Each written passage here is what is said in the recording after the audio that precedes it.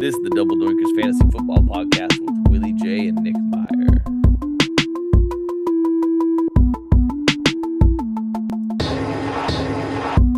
You are listening to the NFC West and NFC North breakdown from 2026. This is the pre-season breakdown of both divisions.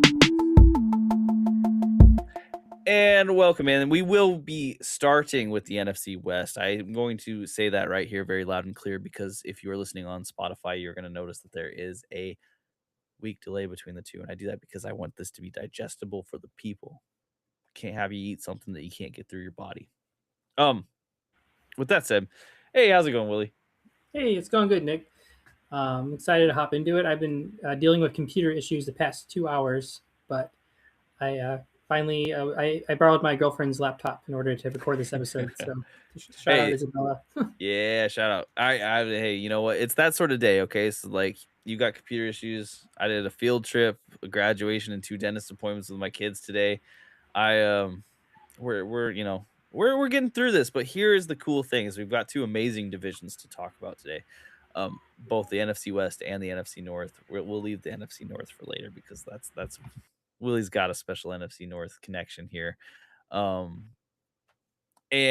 we're gonna move kind of quick through this because that's where my head's at. So we're gonna jump into some news. The news here will be mostly just about NFC East and NFC South because everyone else we're gonna capture at some point during this podcast in the upcoming future. So if you got some news and you're like, hey, well, what about those AFC teams? Don't worry, we'll talk about them, just not right now. That's coming later. Okay, so stay tuned. Some cool things that have happened since we talked last about 2 weeks ago. AJ Brown did get traded. So we were speculating on what would happen if AJ Brown got traded and what it would mean for Devonta Smith. Willie's very positive about Devonta Smith, and it did happen. AJ Brown is traded to the Pats.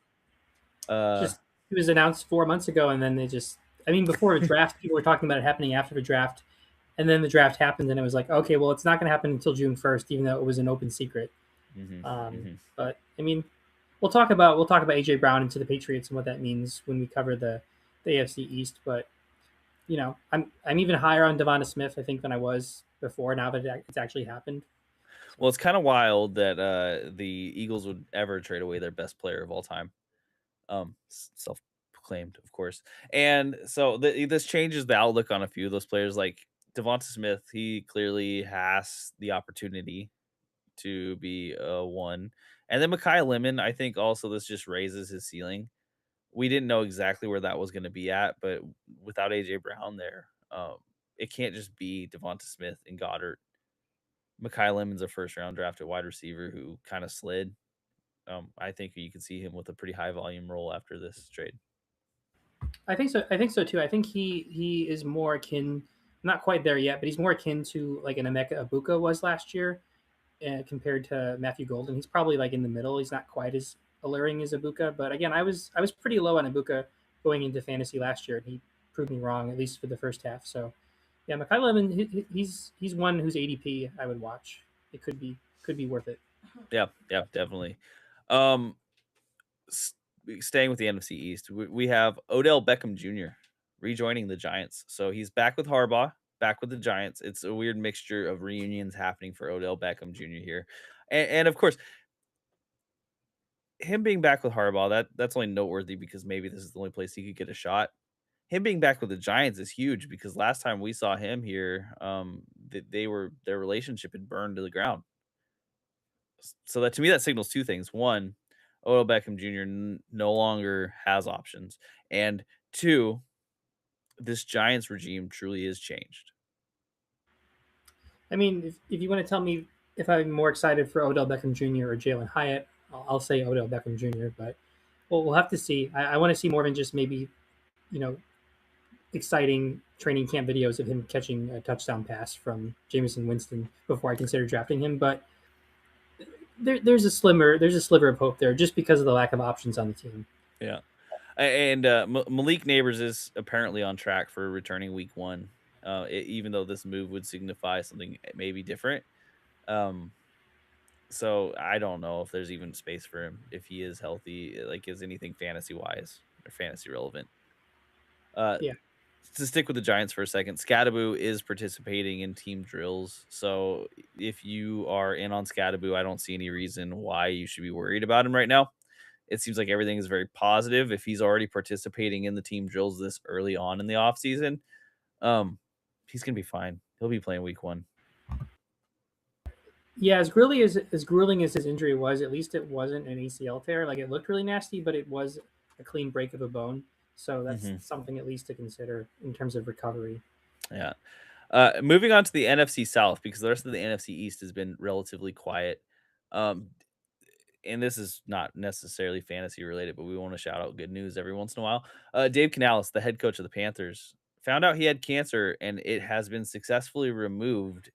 Oh, So it was a burst news. We didn't hear that he had cancer, then we wait and find out later that it got removed, but we just found out that he had cancer and it was removed all in one bout. So good for Dave Canales. yeah, And yeah. I'm gonna give his reminder a shout out here. He says, remember to get your yearly screenings." I don't know what cancer screening exactly it was, but All of apparently them, if you need them them, all. do them. You know? Oh, yeah, good for him. I mean, that's a good sign for for the Panthers. I'll Yeah. double down on predicting them to win the division. Well, and it's like their recent. I was gonna say the last two head coaches. That's not exactly right, but Ron Rivera and Dave Canales both getting cancer and having different versions of it. It's good to hear that nothing's come of that. Yeah, Nothing negative, anyways. So let's jump into the divisions. Let's just go ahead. Let's just rip through this, right? Um, and so the NFC West is where we're gonna start. So the NFC West last season was a just dominant division. We had 3 teams go to the playoffs. Of course, 3 teams finishing with 12 wins or better, that's pretty and legit. and the Cardinals. Yeah, So the Seahawks finished 14-3. They of course went on to win the Super Bowl. We all know about what happened there. The Rams finished 12-5. High contender for the Super Bowl had it not been the Seahawks. And they likely would have won as well. The 49ers finished 12-5. Kind of a rough 12-5, but whatever. Doesn't really matter. You still finished 12-5. The Shanahan thing is just so real. He's they he's had he's such a good coach. they had some games that they weren't quite like the heart attack Bears in terms of all the close fourth quarter finishes, but they won some games that they should have lost, and a lot of that was on coaching and just good fourth quarter decisions. So Yep. And as we go through this, I'll also explain some of the stats and you'll see like kind of what the shakedown difference was. And then the Cardinals are out here finishing 3-14. this year or last year, Well, I have a fun little fact coming up when we talk about the Cardinals. Um, but last year they finished 3-14, and of course, they decided that what they saw to Jacoby Brissett in the 3-14 season was enough. They're gonna bring him back. But we're not gonna start there. Instead, we're gonna go top down. You know why? Because realistically, in the NFC West, you might as well talk about the top. So we're gonna start off with the Seahawks. The Seahawks in 2025 were your Super Bowl winners. So enough kind of said here. They bring back a lot of the same roster. However, there is some differences. Of course, they lost Kenneth Walker III. He's over at the Chiefs now, and he dominated in the postseason. So you know that was an exciting move. Um, they extended Charles Cross. That was a neat little extension. 4 years, $104 million. That is their left tackle. They drafted a guard, Bo Stevens. That was a 5th-round draft pick. They signed another offensive tackle, Bobby Hart. They lost their cornerbacks, three and number 4 this season. So I mean, their is it defense was Sam pretty. Howell? Did Sam Howell get a ring? Was he on there? No, he was on the Eagles at that point. Yeah, he must have been. Because right now they have Drew Lock and Jalen Milroe as the backups. Right. Okay. And I remember Jalen Milroe was there last year as well. But I imagine at this point Sam Darnold's going to be a fixture here for a while. Good for Sam Darnold. Their defense may have taken a hit, at least the secondary potentially, and Charbonnet, who tore his ACL in the playoffs, is likely to miss part of 2026. So, It was January, and I mean, assuming like best case scenario, that's a 9 month recovery, so that would put us in like mid October, which really isn't mhm. like a completely lost season, and it's going to make his ADP drop quite a bit. So that'll be one to watch because he was even as like the backup. I mean, he was like 1B to Walker's 1A last year. I would imagine he was still. I mean, he was still going like 10th, 11th round. So I imagine he's going to fall pretty far this year. Yeah, and he wasn't like the RB1 sort of play, but he was someone you could fill in as a flex pretty easily and enjoy it. Um, so there's holes here, right? So you let's talk about the fantasy relevant players that you really don't need to talk about. Jackson Smith and Jigba. We'll start here. Jackson Smith and Jigba, of course, had just an amazing season last year. Things couldn't have gone better for him. The only question I'm going to have a real simple question for you, Willie. One, can he or should we expect him to be the wide receiver one overall again? I mean, just based on parity in fantasy in the NFL, I don't expect him to be quite as dominant last year. I mean, if he's as dominant this year as he was last year, I mean, he's already like clearly the best receiver in football. I don't think like even if he doesn't go up again in his career, he's already solidified himself. So if he repeats that, that would really blow me away. Having said that, I mean, he looks like he's going as wide receiver 3 right now, um, behind Jamar Chase and another receiver we'll talk about in the NFC West. And I mean, he's a cheat code. I mean, again, they're losing Clint Kubiak, which is probably the biggest question mark for this fantasy team as a whole. But they have the same coaching staff otherwise, and I mean, we saw teams adapt to JSN throughout the year last year, and start covering him more, double coverage, and like really seeing him as the focal point of the offense, and defenses adjusting to that, and it just really didn't make that much difference. I don't think he's going to have quite as an incredible season as last year, but he's still an easy first round pick. Um, and for better or worse, and they didn't really bring any extra receivers to like be a clear wide receiver 2 behind him or take targets, which can help and hurt him. But yeah, I'm still excited. Yeah, and I do suppose I buried the lead a little bit there. Thank you for calling that out. So they lost Clint Kubiak. They did replace him with Brian Fleury, who was actually with the 49ers last year. So he's the run game coordinator and tight ends coach. This is his first time as an OC, so it is a pretty significant change as far as that goes because Mike McDonald's not an offensive minded coach. So No. this system could look pretty darn different Eh, with Brian Fleury. is he Brian Flores in a trench coat and mustache? He's like, I am Brian Flores, but I do offensive stuff. But I mean, okay, think about this: the 49ers offensive run game coordinator, right? We understand why the tight ends coach is so important, but the run game coordinator in a system that last year had a kind of subpar, maybe even bad run game. This is just relying heavily on the past stats.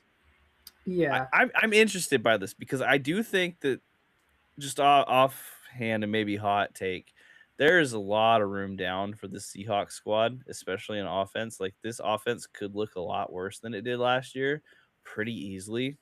It, You can still have some offensive standouts, but I could see a world where like they score a lot less points. it reminds me a lot of the Ben Johnson question from last year, and it's is it all like Ben Johnson or is Dan Campbell like really the stronghold of this team, similar to Mike McDonald and losing his OC and Clint Kubiak? I think that obviously Kubiak won the Super Bowl and Ben Johnson and the Lions did not, but in terms of like hotshot offensive coordinator and a great system, like they're pretty comparable. And I mean, I would hope that for your Raiders that their hotshot OC turn head coach does something similar to Ben Johnson. But I think this is a good test to see. And I'm curious. I mean, you mentioned like the Niners' run game not being that great last year, which sounds blasphemous because they had CMC, but CMC's fantasy cheat codeness was because of his PPR upside and catching passes. Like, I mean, he still had a lot of rushing yards last year. I don't remember off the top of my head, but like the reason their run game was elite on paper was because of CMC's receiving ability. It wasn't just the run game. We really didn't see a lot of running back by committee with the Niners last year. So I guess Brian Fleury is a big question mark for me. With JSN though, I am still banking on his just connection with Sam Darnold and the amount of targets. I think that oftentimes when we're talking about fantasy receivers, I'm referring to PPR because that's the format I play in. A lot of people play in, and I think in PPR I would value JSN higher than in non PPR. Not like a huge extent, but I think that JSN's really big upside and possibility of is finishing as a top 3 receiver again would come from PPR. Just the amount of volume he may get, and that could change. But with the connection of Darnold, I just see that being pretty stable. No, I agree with this. I think that what we saw from JSN last year was too much to ignore. It was almost the Cooper Cup effect, right? Like he had such a great season last year that regardless, they're going to pepper him with targets this year. So 100% agreed. Yeah. What about so like let's talk about Jadarian Price. What are you thinking with Jadarian Price? He is a player that I'm interested in. Do you think that he has higher upside than Kenneth Walker did even last year? Yes, but only with the Charbonnet injury news. I think that we saw the Seahawks bring in Emmanuel Wilson from the Packers, and other than that, they didn't have any major upgrades. They don't have any other big names on this run in this running game besides Charbonnet. I think that depending on how offense works out, it's possible that Price starts off really hot and slows down as Charbonnet returns. Um, I think a simple answer though is just that I think at the very least Price can deliver at his ADP. He can deliver in return value as Kenneth Walker did last year in the committee with Charbonnet. And Kenneth Walker wasn't going super high in drafts. I imagine Price is going to be going higher than Walker was at this point last year. So I would maybe temper expectations, but I don't see there's a very clear upside path where if you compare him to like another rookie running back like Jeremiah Love, I think Love has more upside and potential, but I think there's a safer floor for somebody like Price, with the upside possibly banked in. Hmm. I do worry about how much his ADP is going to shoot up just because of the pedigree of being on the Seahawks and being a potential week one starter for multiple weeks. So, It, like, I wouldn't be shocked if he ends up in like the O'Marion Hampton range this year, where he's like going round two, early round three, and that feels a little yeah, rich. it's a little rich. It looks like Mr. Price right now is going. Okay, so right, this is right now. I'm using the Fantasy Pros ADP because they seem to have the most up to date information, and right now Price is going around the RB 25, which is definitely good value. I don't foresee him going like any lower than the fourth round when drafts come around, which is probably like where the highest I would take him. Maybe third round depending on the Charbonnet injury news, but I do think that Price has a very solid floor. Um, and like I talked about in the draft episode, you know, another thing boosting his pedigree is the fact that he was a first round pick. Like it's the Seahawks, but even if he was taken in the second round by the Seahawks, I think the first round with the last pick that still buoys him a bit. Um, but I do really like Price's floor because I talked about, he played opposite Jeremiah Love at Notre Dame, but he is still such an elite talent that he got drafted in the first round. And he doesn't have a lot of mileage on his legs and his body because he was playing next to Love. So he's coming in pretty fresh. He has a lot of experience and talent, but he doesn't have like the same kind of workhorse, experience as like say Jonathan Taylor was when he came in from Wisconsin. He had like some of the most, I think, like the most rushing yards in Wisconsin history and like some of the most rushing yards in Big Ten history when he was drafted by the Colts. So regardless, I mean, Price is an RB1 on most teams, but I think he really fits ideally in Seattle when Charbonnet comes back because he's played running back by committee. So yeah, I would temper expectations, but I still like him to return what K9 did last year. Now, let me ask you another question about the Seahawks. And we got some names here, right? So let's talk about AJ Barner, Elijah Arroyo. I'm not going to count Saubert. He's just not the right sort of player. Well, let's just talk AJ Barner and Elijah Arroyo. Do you think either of these tight ends emerges as a tight end that you should care about in fantasy drafts? I would not get your hopes up, but at the same time, like we did see Barner reliable at times last year. I think he came up pretty big in the playoffs. He had a couple touchdowns, and both him and Arroyo are pretty young. Arroyo was coming out of Miami last year, so he's just a second year player. At least in terms of the pecking order, he was a clear number two behind Barner last year, at least in terms of targets.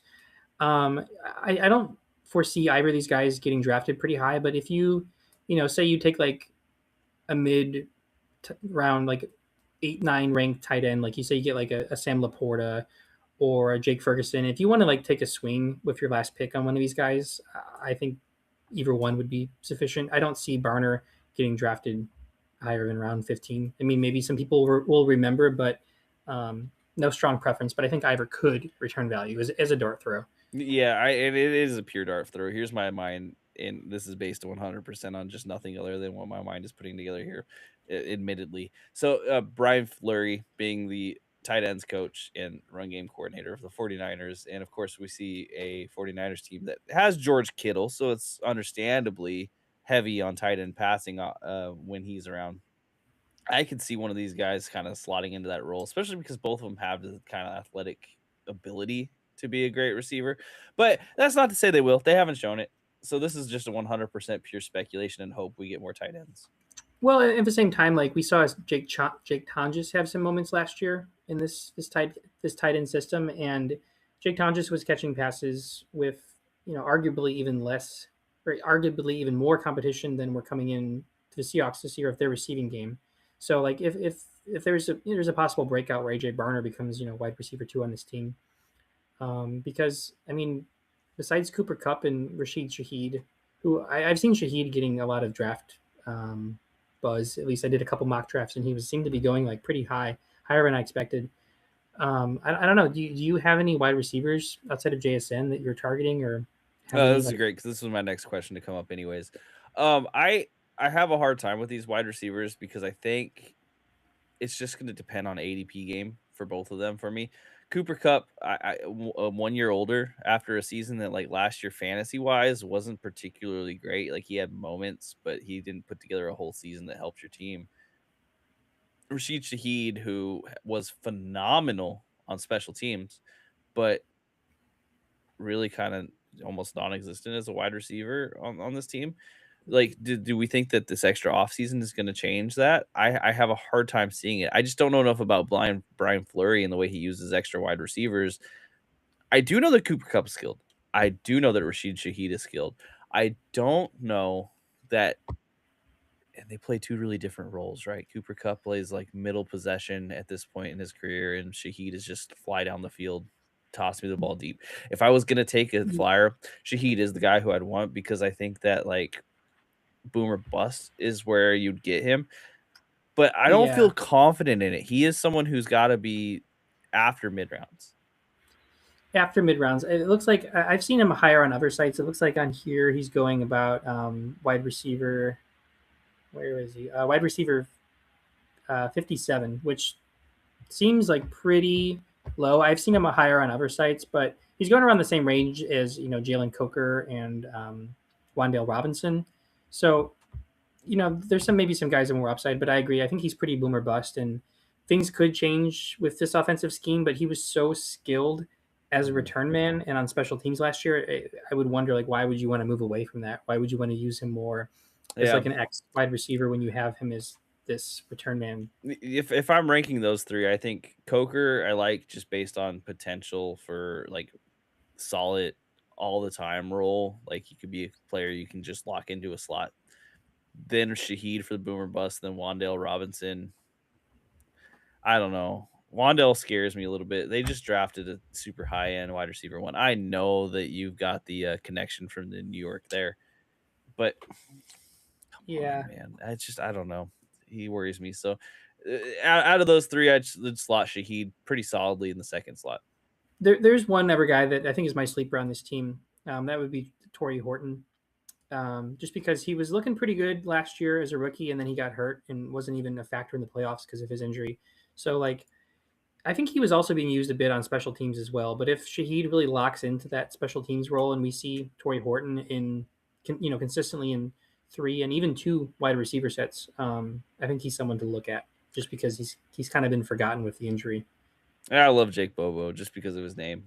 Um, Yeah, there's really no other reasons. So let me run through their stats last year just so you get an idea. Last year in how good their offense was. Last year they were the third highest in points scored, eighth in total passing yards, 11th in total rushing yards. Um, and that wasn't it. They were sixth in defensive yards per game, third in rushing yards per game, and first in defensive points allowed overall. So they were one of these rare mixtures of a defense that was completely dominant with an offense that was also very, very good. Um, you have to imagine if Clint Kubiak leaving, this it scares me, right? This is kind of like my end thought with this team. Is this team I would almost downgrade all of them just a little bit from what they're going to be drafted because Clint Kubiak leaving brings up the biggest potential hole from what you expect versus what you're gonna get of Yeah, any team in the NFL right now because they just won they won the Super Bowl. Vibes are great. However, they lost a big part of what made that happen, and their head coach is a defensive head coach. He's not gonna hold that offense together. That offense could fall apart in a second, and you're hoping that Sam Darnold, who has learned a lot, don't get me wrong, but he's the glue. Is yeah, that glue gonna stand up? yeah. It's hard to say. I think that of all the big head coaching hires, or maybe there are some that were bigger, like John Harbaugh, than the Clint Kubiak hire. But I think Clint Kubiak was pretty comfortably the quintessential like hotshot OC turned head coach this year. And in terms of fantasy, like he was the biggest offensive coordinator to depart from his team. And that's especially significant because the Seahawks offense was so good last year. So I agree with the slight downgrade on everyone, but I think there's a lot of safe floors here too. Fair. Okay. Let's move on to the Rams because the Rams are fun to talk about. So the Los Angeles Rams, they finished second in the NFC West last year at 12-5, of course, tied record with the 49ers. So we're splitting differences here. Um, they have made a lot of big news recently. So their offensive roster, as far as the people you're looking at to draft, it doesn't really look that different at this point. You still got Matt Stafford, you still got Kyron Williams, you still got Puka, you still got Devontae. The tight end is still just choose your poison and hope maybe that one of those guys ends up being a tight end one. Um, but let's talk about the players you can't draft because there's some important things that are happening here. I'm gonna start off with the people they lost because after that we'll get to talk about the people they gained. So they lost Tutu Atwell. A little bit of the wide receiver depth is gone. Um, they lost Jimmy Garoppolo. Who cares really? I mean, they gained Ty Simpson, so it doesn't really matter. They did lose Rob Havenstein. Pretty big Mm-hmm. offensive line lost, and then DJ Humphreys as well off of the offensive line. Puka Nacua lost his mind. And I joke about that, but like he really lost his mind. Like he's going in a bad direction, um, PR wise at the very least, if not mentally. I can't make that call, but I'm grateful he's at least been out of the spotlight. He hasn't been posting on social media since at least February. since I, whenever he bit that person, yeah, at least he shut up for now. At least um, I think that he has not signed an extension yet. Is that correct? I believe it is correct. And based on the defensive moves they've made, I am wondering if the LA is ready to balk on giving Puka the extension in general. It's crazy though because it would be one thing if he was drafted in the first round a few years ago and they could just pick up his fifth year option. He'd still be paid, but he was a fifth round draft pick, so he's making a couple million a year, like compared to every other receiver at his talent level, or really most receivers that are starting in the NFL. He's not making very much money. He's making a rookie scale fifth round pick contract. So those are the kind of guys that are usually prioritized in terms of giving money. So the fact that the Rams haven't yet, and obviously they pivoted to their big defensive trade, um, brings up some questions. It doesn't concern me for his fantasy value this year, but it's something to consider. And also the other Rams starting, I think, right tackle, Alaric Jackson, just got arrested on domestic violence charges. Oh yeah, So yeah. I don't know if, again, the NFL, we don't really know where things go with that in their morals, but there's some offensive line changes which could have some effect, even if it's not throughout the whole season. It could shake up some things up with training camp and the start of And the year. Alaric Jackson is listed as their starting left tackle right now, so Okay. things have changed up. Like if they lose Rob Havenstein and then also lose Alaric Jackson, where are they going to go? But okay, here's what they did to make up for it, and we'll see why in just a moment. They traded and they lost Jared Verse, which I think is a big deal in this.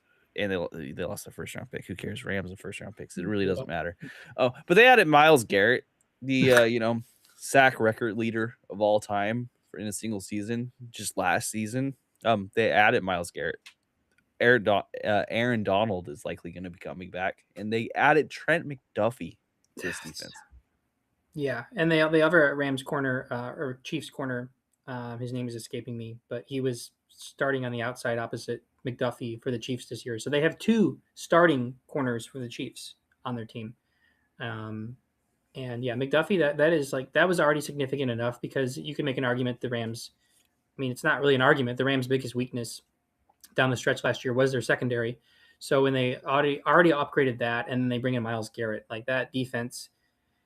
I mean, we don't often talk about fantasy relevant defenses, but I think the Rams are a pretty early favorite to be taken, maybe a little bit too early in fantasy drafts. I usually always wait, but I could see them being the 101 draft for defense. It is hard to argue against it at this point, but if you look at last year, so the defense, which was a fairly good fantasy defense, the stats play out this way.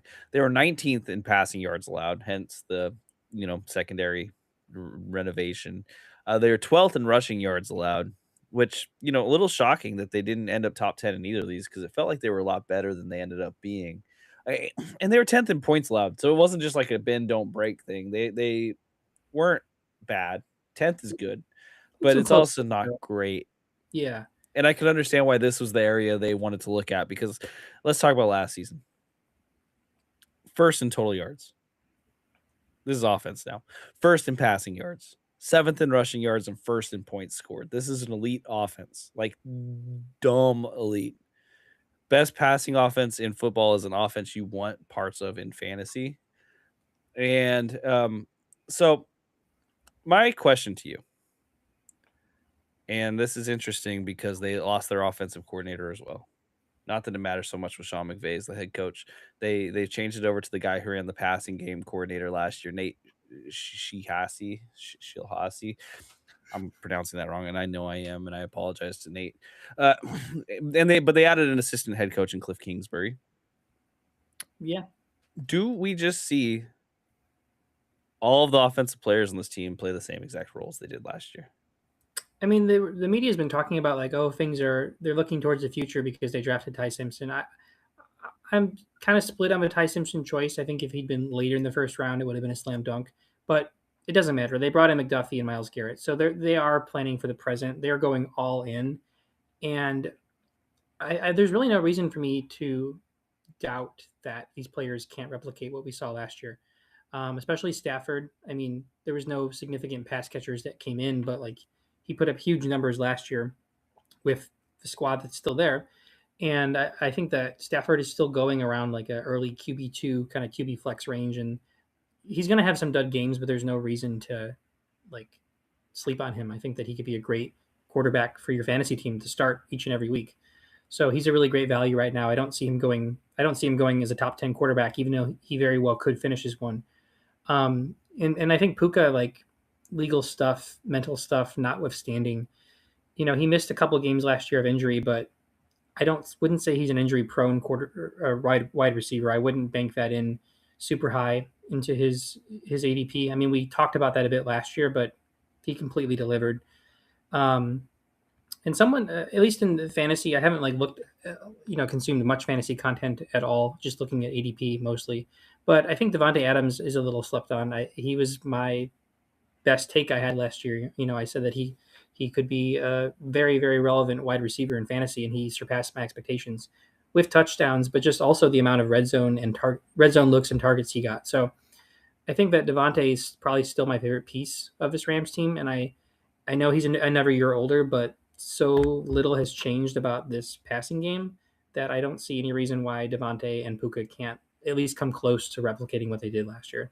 Devontae was just disgusting fade routes in the end zone, Yeah. over and over and over again, and it still works. It just works amazingly. I don't see why they would go away from that really, because the offensive coordinator did change, and I was the one who mentioned this. But Sean McVay isn't it, he has control over the offense, Yeah. so he knows this league works. Now with Puka, I'm less worried about an injury and more worried about a suspension at this point. To be real, It's funny because we talk about suspensions not really being a thing in the NFL per se, but with the amount of stuff that was coming out and his behavior, he does seem like a prime example of a young player that Roger Goodell would maybe want to make an example of in terms of just like an accumulation of different incidents. And we don't have any current pressing legal things. I don't believe. I think the biting charges were dropped, but within the span of a month, he was he bit a woman he was going absurd on social media, and he just had a lot of just craziness going on. And in a vacuum, not having major pressing legal charges isn't a cause for concern, but also like just based on his behavior, it's something to monitor at least. Well, and you can find the bite pictures online. Yeah, I think to me that's always the thing. Is like if you can find proof of it and it gets out to the public, that's what's going to make the NFL act. And Puka is just doing things in a very obnoxiously obvious and public way, yeah. like It, hanging out with streamers and doing stuff. Stop that. exactly, and that's why I was grateful that he stopped having his social media presence the past few months, because like it'd be one thing if like the charges were dropped because it couldn't be proven, but the charges were just dropped as far as I'm aware, but it was proven, like it was proven, so there's nothing to really dispute there. um I think that's my hesitation with him, but I still think he's a first round pick in fantasy. I mean, again, there's been such little changed. I just feel like everything around the Rams on the defensive side got better, that the offense is only going to get buoyed by that. He is so good. So let me ask you about the positions kind of then that we're not as sure of, right? So let's talk about running back because Kyron Williams delivered last year, but he didn't deliver in necessarily the most efficient or fancy way. We saw Blake Corum become more of a factor in this offense. When with the defense seemingly ready to become more stout, you'd see a run game buoy from that. Is Kyron Williams or Blake Corum like or maybe both? Are they people who you would be willing to draft in the first half of a draft? I think so. I was looking here, and Kyron Williams, I think, has historically gone around the late second, third turn, and right now his ADP is mid to late third. That could fluctuate, and I do like him there as long as he's not.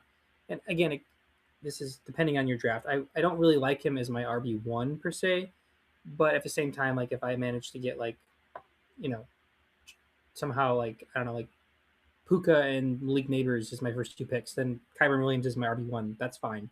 Or, ideally though, like if you got like Amon Ra and Saquon as your first two picks, and then Kyron Williams is your RB2, that's also fine. So it really depends on the strategy of your draft. I just wouldn't take big swings before him and then rely on him as your RB1. But I think that we saw enough touchdowns from him, and this offense is still going to be as good at getting in the end zone that we can rely on him.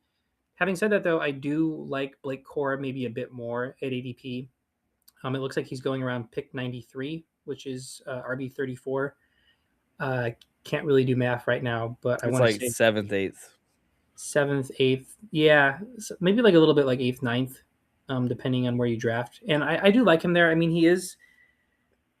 I guess I think in simplistic terms, I kind of view him as a higher upside as Jack Charbonnet from last year. Not in terms of talent, but in terms of amount of points we're going to score. And obviously, the Seahawks offense was elite. That's not the point. It's just that I think that he's probably going to get more touches than a traditional 1B to a 1A.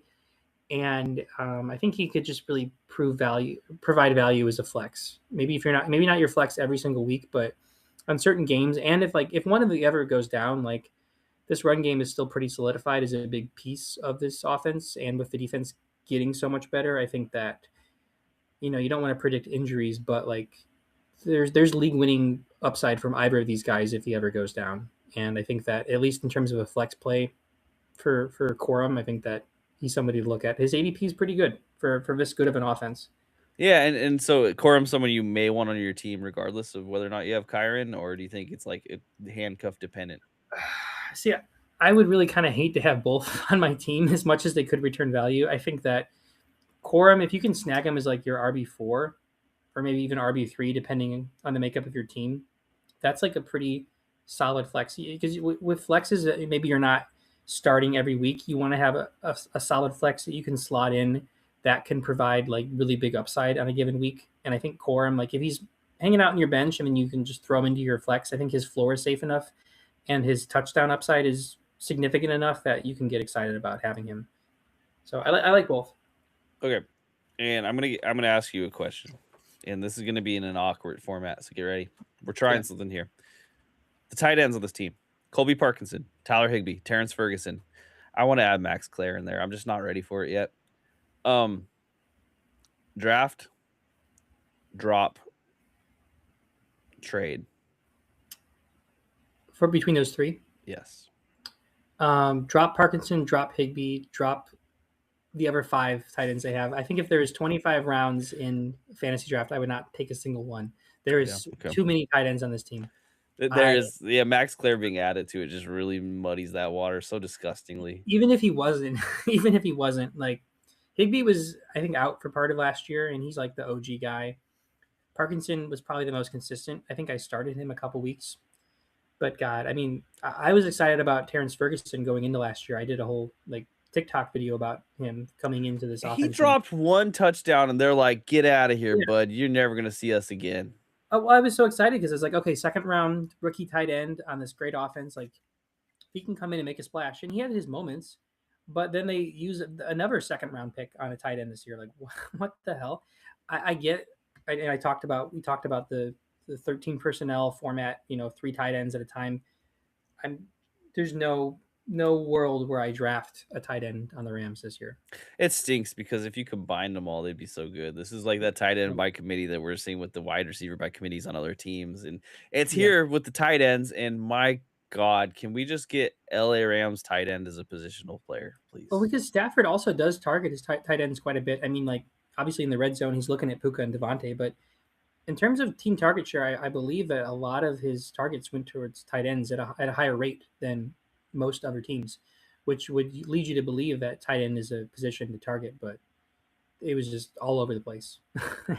You can watch one if you know if Parkinson really breaks out or whoever breaks out, they're worth like looking at for picking up on the waiver. But God, no, there's no way I'm drafting a single one. That's fair. Okay, so anything else you want to bring up about the Rams? I will say this: my chief worry about the Rams is that their defense gets a lot better and their O line gets a lot worse. Because losing Havenstein after all these years is going to hurt the chemistry. And if Alaric Jackson also is out, then I have a feeling that we're going to see an O line that becomes much more middling, which means these gigantic pass plays are just not going to exist. Everything's got to be short. Yeah, and I mean that could benefit one of the running backs, but then there's a question of like, well, the O line adjusting, where's that going to go? There's some questions, but yeah, I'm feeling pretty safe about the big names at least. Yeah, I'm digging. It's just Sean McVay offense. I think it's going to be fine. So we'll move on. Let's talk about the San Francisco 49ers, also finishing 12-5 in a much less dominant fact way. They didn't look as good, is what I'm trying to say. So the San Francisco 49ers finished 12-5. Let's talk about some of the roster changes real quick here.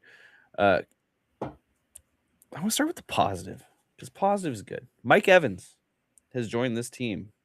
Um, yeah, we all know Mike Evans as a dominant vet from another red team. And Mike Evans, again, I always talk about recency bias. Like, okay, he hurt last year? Time time. Yeah, he was. He Okay, like yeah, broke his collarbone and then had a concussion and all that right. stuff. Okay, so I talk about recency bias. Like, there was nothing on the field for Mike Evans last year. You know, the Bucks offensive woes notwithstanding, that wasn't because of Evans. There was nothing on the field last year that suggested that he was regressing. And there's always a risk of veteran receivers coming over and not having the same chemistry as they had previously. But like he broke his collarbone, he didn't. His hamstring is had issues, but his the collarbone is like one of the better injuries to have because it doesn't really affect your game. Yeah, yep. And so they also added Christian Kirk. So they've bolstered their wide receiver room because Christian Kirk, regardless of what it's worth, he's a nice little piece for depth.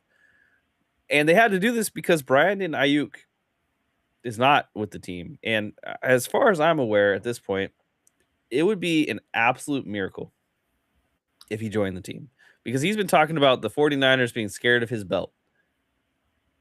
And it's a meltdown of I don't even know what proportions. Sad. It is because he didn't get much money. No, His well, guaranteed contract got voided. I just worry about his mental health. I mean, we talk a lot about receivers being divas, but his just feels a lot more. I mean, in one sense, targeted in some disdain for the Niners organization, but it doesn't feel very rational. I mean, he was driving by Levi Stadium going 100 miles an hour. And I got this sleeper notification yesterday that it said Brandon Ayuk fires shot at San Francisco, and I didn't know the context, and I wasn't about to just assume it was safe because he's really seemed to go off a deep end a bit, and it's a bit sad. And obviously, we didn't see him on the team last year, so there's not a whole season to season change up. But having Evans there and having Kirk in as a depth piece, I think, kind of solidifies that receiving option they were missing last year. Yeah, yeah. I think that Brandon Ayuk should have talked to Kenny Galladay and figured out how to make the most amount of money with doing the least amount of work Either the opposite. before. Yeah, yeah, like, and also this maybe I shouldn't make a joke out of any of this, but I'm going to because that's where I'm at.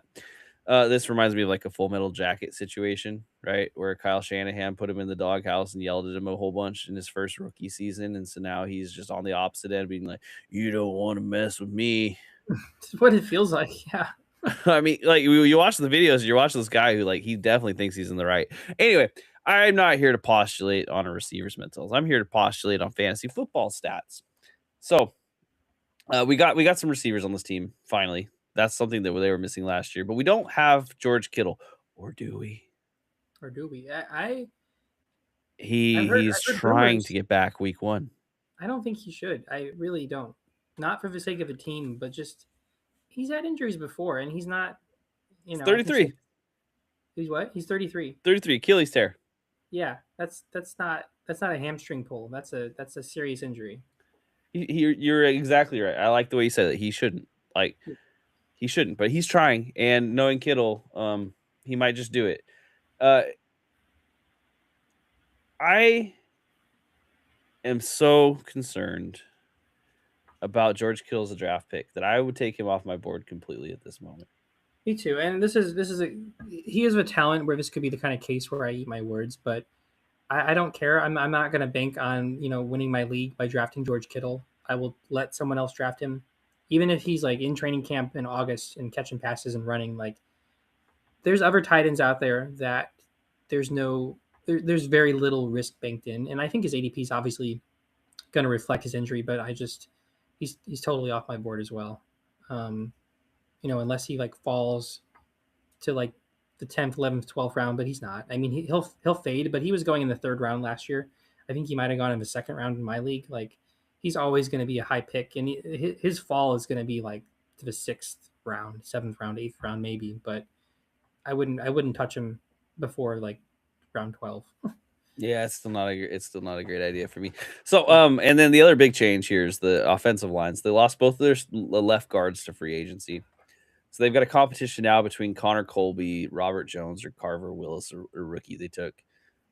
You can't have like a ton of hope for these guys, but they're just one piece. They did sign a veteran backup, Vadarian Lowe, to back up Trent Williams, and that's important simply because Trent Williams, as we know, has gone through a lot of personal things and also is quite old for an NFL player. So this is a good signing, in my opinion, just because it attempts to ensure that him getting injured doesn't derail their season or their run game. Yeah, I think that's a good move. I did they take a early tackle? No, because their very first pick was a wide receiver. We'll talk about, but they didn't prioritize drafting um, the offensive line of the future in this draft at least. And obviously they have Trent Williams coming back, which is good because he's elite, but he is old and there's always that injury chance baked in. Um, they also have Dominic Pooney, who was their right guard. I think was a rookie last year, and he's been really good. But again, that's one piece of the puzzle. Mhm. Um, so there's a bunch of things on this team. I have so many things. So they added Raheem Morris as their defensive coordinator. Which I like. Yep. So they replaced Robert Sala with Raheem Morris. You're kind of just like collecting ex coaches at that point. But of course, when you get these head coaches that are now becoming positional coordinators, I think they do a lot better afterwards. Not necessarily always, but I think this is a good hire in general. I think so too. I mean, we saw like just last year, like Robert Sala came over again the Jets to the Niners. It's not comparable, but like he quote unquote failed on the Jets, which he really didn't. He was a scapegoat for Rodgers, but he comes back to the Niners and has a great defense last year. And Raheem Morris, he was pretty bad as the head coach of the Falcons. But before going on the Falcons, he was defensive coordinator of the Rams, I believe, the year they won the Super Bowl. Could be wrong about that, but he was around that era. So definitely proved himself as a great coordinator. So I like that. I like that move a lot. Yeah. So okay, let's talk about these players here. The first one I'm going to start with is Christian McCaffrey because that's the one that's going to be drafted the highest. He's the one who's going to be, the most interesting. He had a full healthy season last year and he returned on that. If you had Christian McCaffrey, you enjoyed having him. Did he get hurt last year? I said he had a full healthy season, then I totally second guessed myself. But I think he was healthy the I whole think way he through. I think he played every game. He might have missed one game, but I don't think so. So do we think that like him being healthy all season throws bad luck on this season? And this is something you shouldn't postulate injuries, but this is the one thing with Christian McCaffrey. If he's playing, you want to take him. If he's hurt, that's where you really run into problems. This is going to be a hot take, and I respect anyone who disagrees with me because it's all about banking on upside often. But I don't like him in the first round this year. I like him if he goes in part of my strategy I've talked about, where you have a safe pick and a risky pick, and you kind of alternate. If you get a safe first round pick late in the first, to like, I mean, I don't know who that might be around that. I don't know, like Amon-Ra St. Brown or whatever. Um, and then you end up somehow CMC falls and you get him to like complement. That's a great mix of very, very, very high upside with risk banked in, and then a very safe floor, I think, with Ramon Ra. So I think that, or you can take CMC in the first round. I think you just need to strategize not relying on him and having safe floor options to complement him on your team. Personally, though, like, recency bias, he's going to go really high this year because he had a great season last year. And I don't want to bank on injuries, but when it comes to a 30 something running back who has been injured basically every year for his entire career, it's hard. It's a hard trend for me to ignore. And he's kind of the exception to the rule of like banking on injuries because I'm gonna bank on him getting missing some time this year. Maybe not a full season at all, but like he had an unbelievable amount of scrimmage yards last year, and he's older, and it's just how his career has gone. So I'm gonna fade him a bit based on ADP for sure. Okay, so that's fair. And I will point out that last year the 49ers were 24th in total rushing yards. So they were bottom third of the league in actual rushing. And you can see that when you're watching Christian McCaffrey.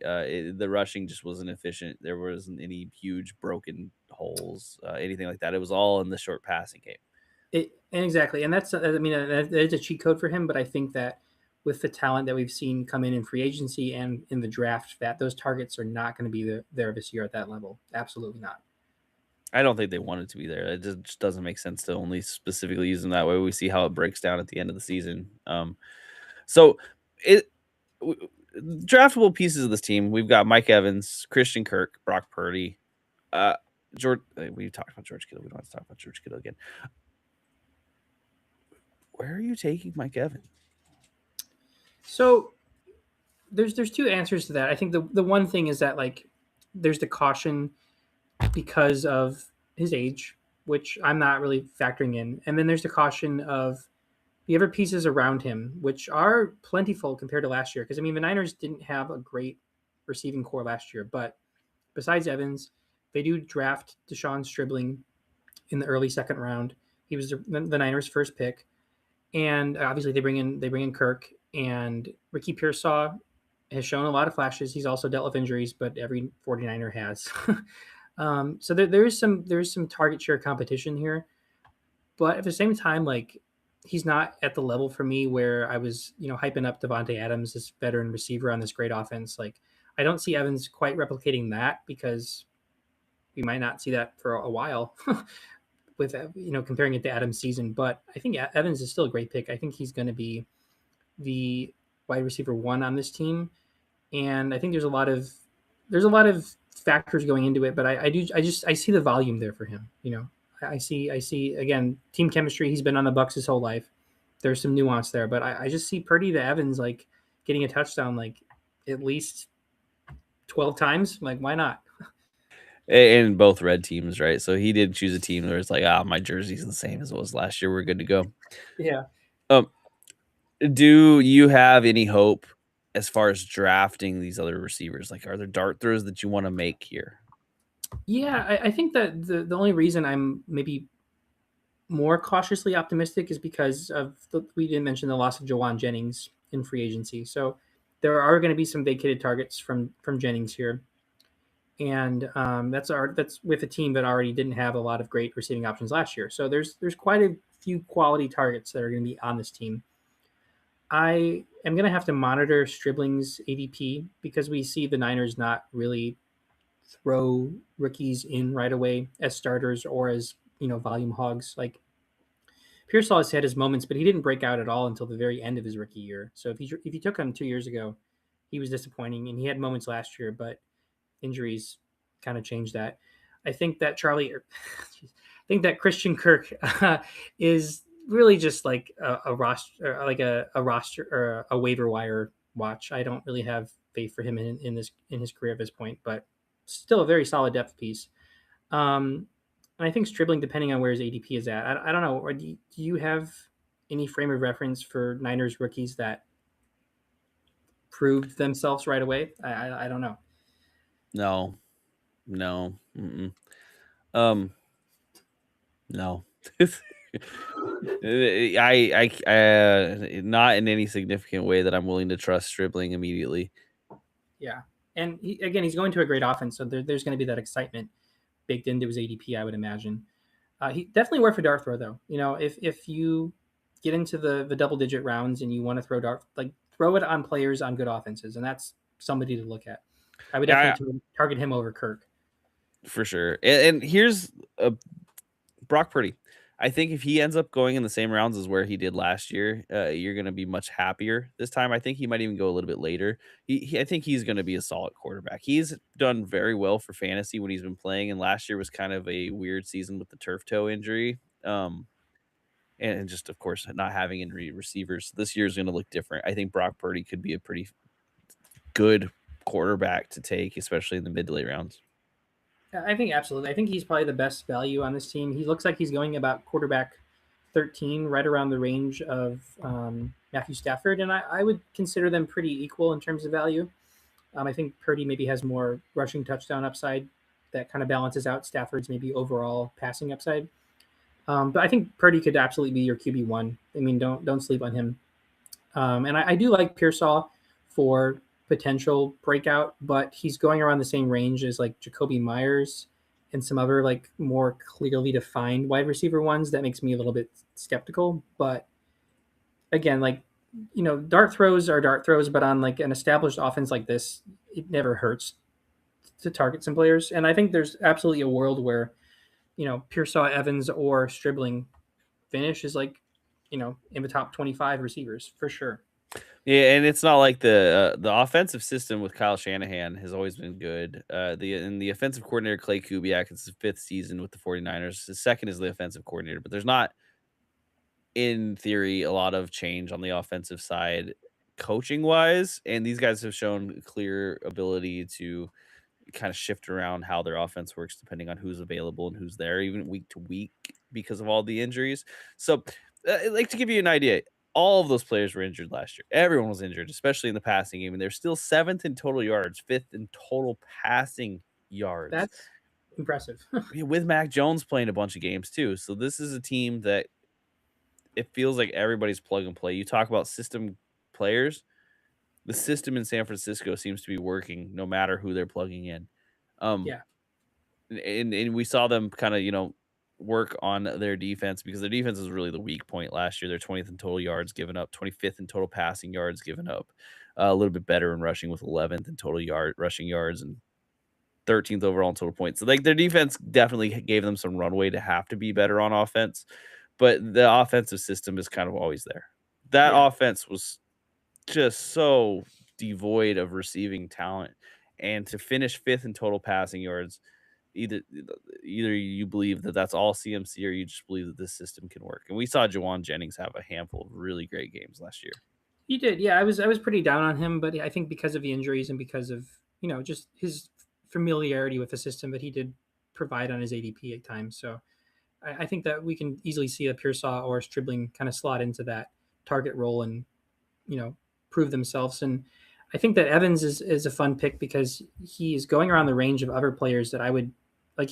Right now he's going below Luther Burden, which is insane to me, and he's going around the same range as Jalen Waddle. And I would, based just on the offense alone, I would probably take somebody like Evans. So he's going around like wide receiver 22, and I think if you draft him as your wide receiver 2 and you have a solid team around him, I like his ADP. Yeah, yeah, I agree with that. Uh, and with everyone else on this team, it's so amorphous. I would say be willing to take a shot on someone, but also be willing to ditch them if it's not working out, because there may be a lot of boom or bust just depending on game plan. Yeah, and I just want to look real quick to wrap up. Jake Tonjes, this will definitely change, I imagine, as more news comes out. But he's going below Colby Parkinson and Terrence Ferguson and Greg Dulrich. Tonjes is I maybe somebody to watch.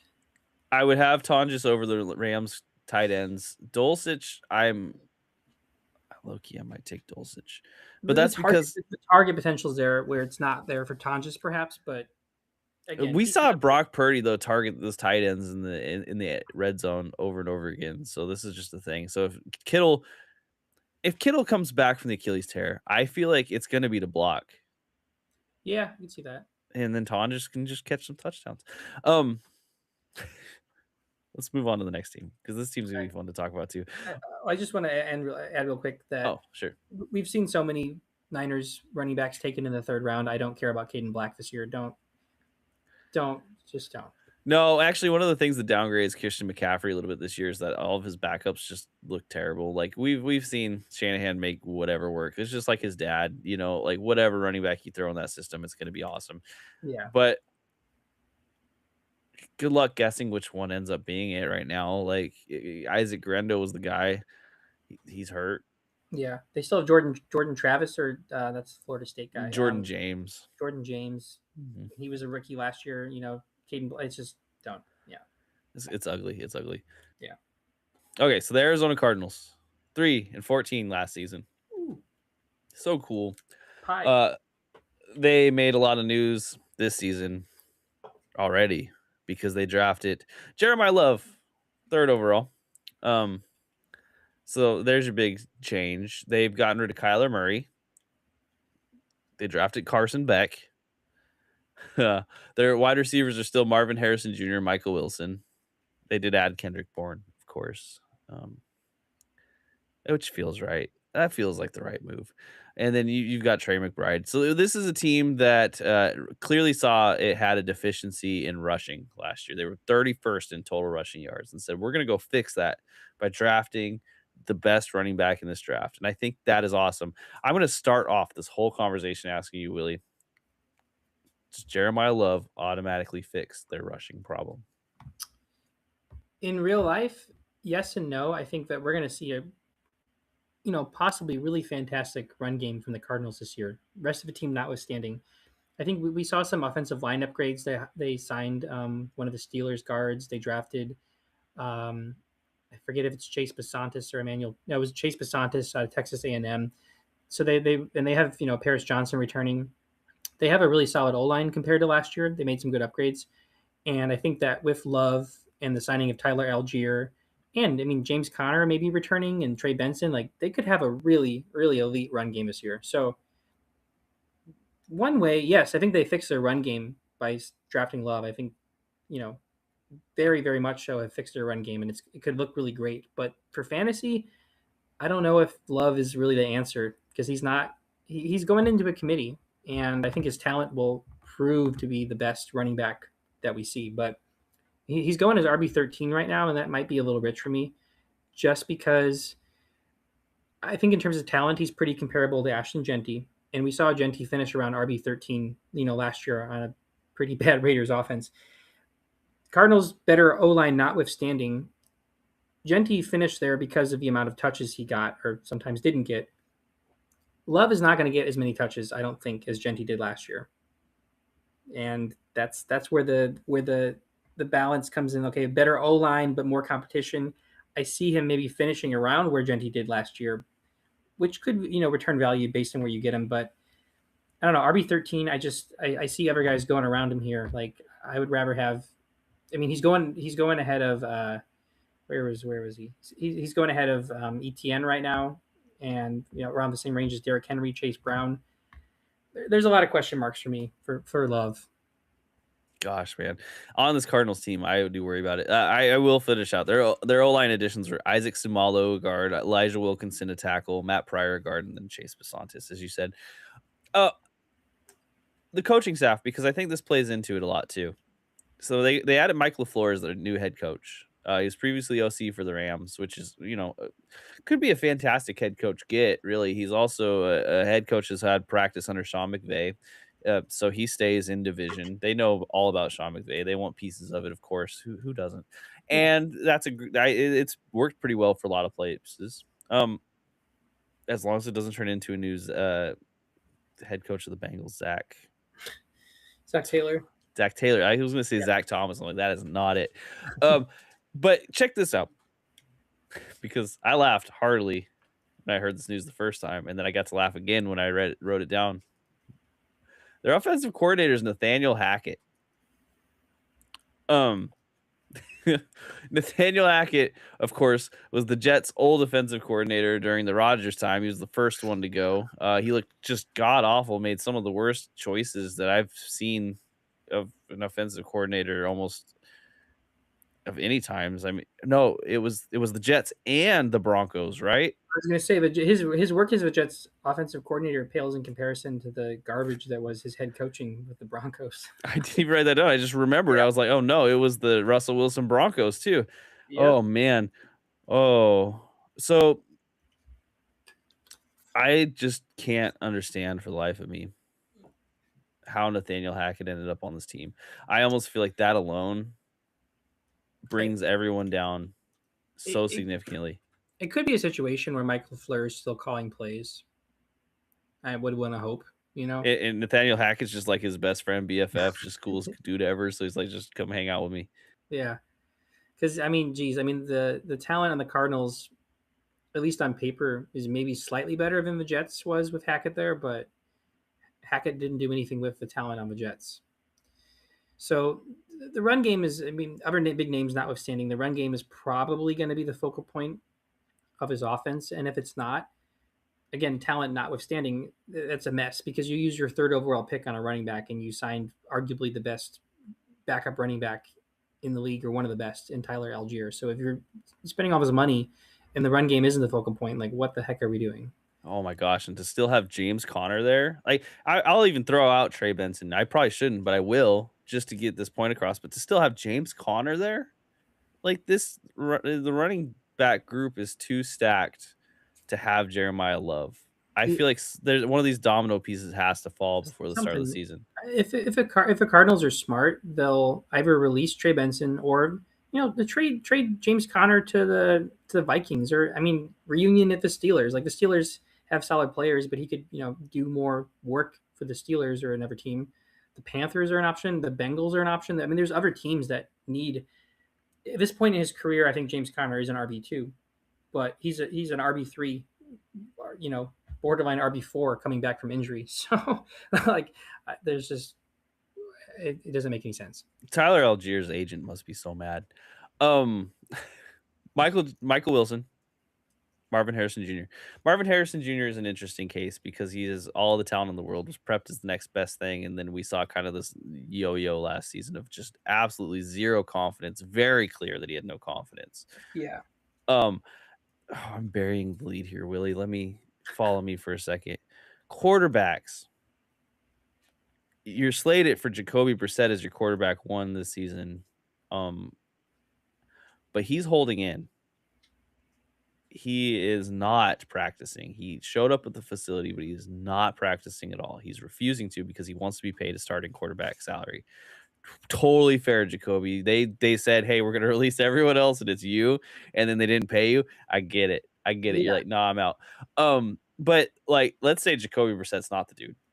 Okay, you have Gardner Minshew and Carson Beck. Gardner Minshew shouldn't be a starter anywhere anymore. I No. think that's very clear. And Carson Beck, from all reports that I've heard about him, his biggest knock is that he wasn't going to be ready to start Yeah.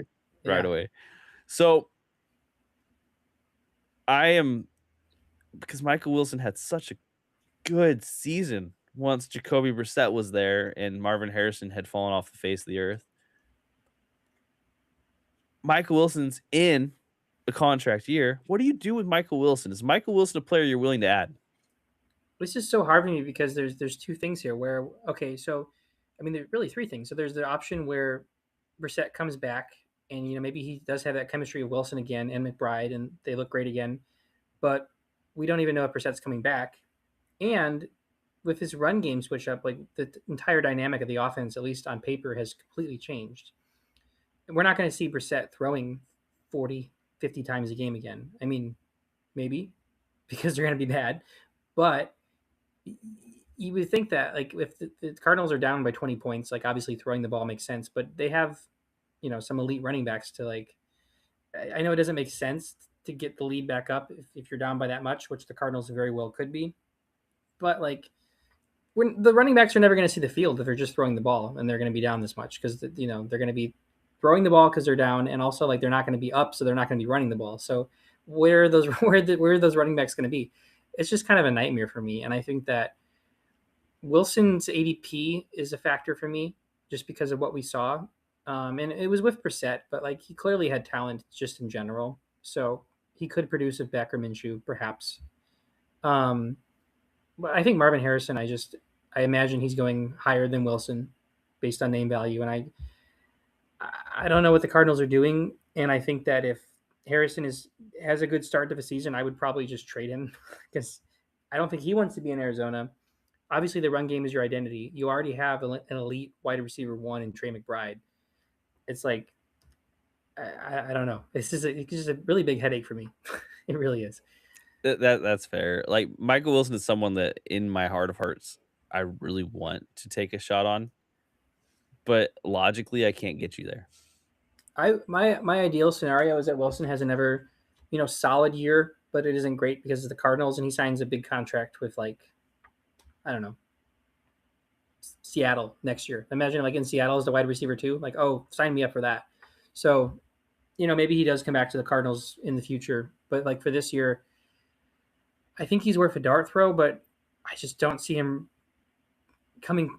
I mean, I don't want to say coming close because maybe, but like he was really magical last year at Brissett, and we don't know if Brissett's going to be there, and the run game is a big factor now. So the talent's there, though. The talent is there. Okay, so their over under is at 3.5 wins. That's really bad. So they went from a 3-win team, did all this changing to make things different, and they ended up at 3.5 wins at the over under. So this is just Vegas is just predicting a terrible season, and who can blame them at this point? Um, if I saw that, usually I'd be like, "Hey, you want to get in on this passing game, right?" It is so hard for me. Trey McBride, you've already said it's a headache. You taking him in the second round? You taking him in the first round? It's hard because I mean, we saw him. The recent memory is him Brissett, him becoming solidifying as a superstar with Brissett. Again, he still was pretty damn good with Kyler Murray, and I don't think Carson Beck is Kyler Murray, but I don't want to say maybe he's not quite QB proof, but he probably is. So I wouldn't really. I would be more excited if Brissett's the quarterback, but I still wouldn't downgrade McBride significantly depending on who the quarterback is, just because he's so good.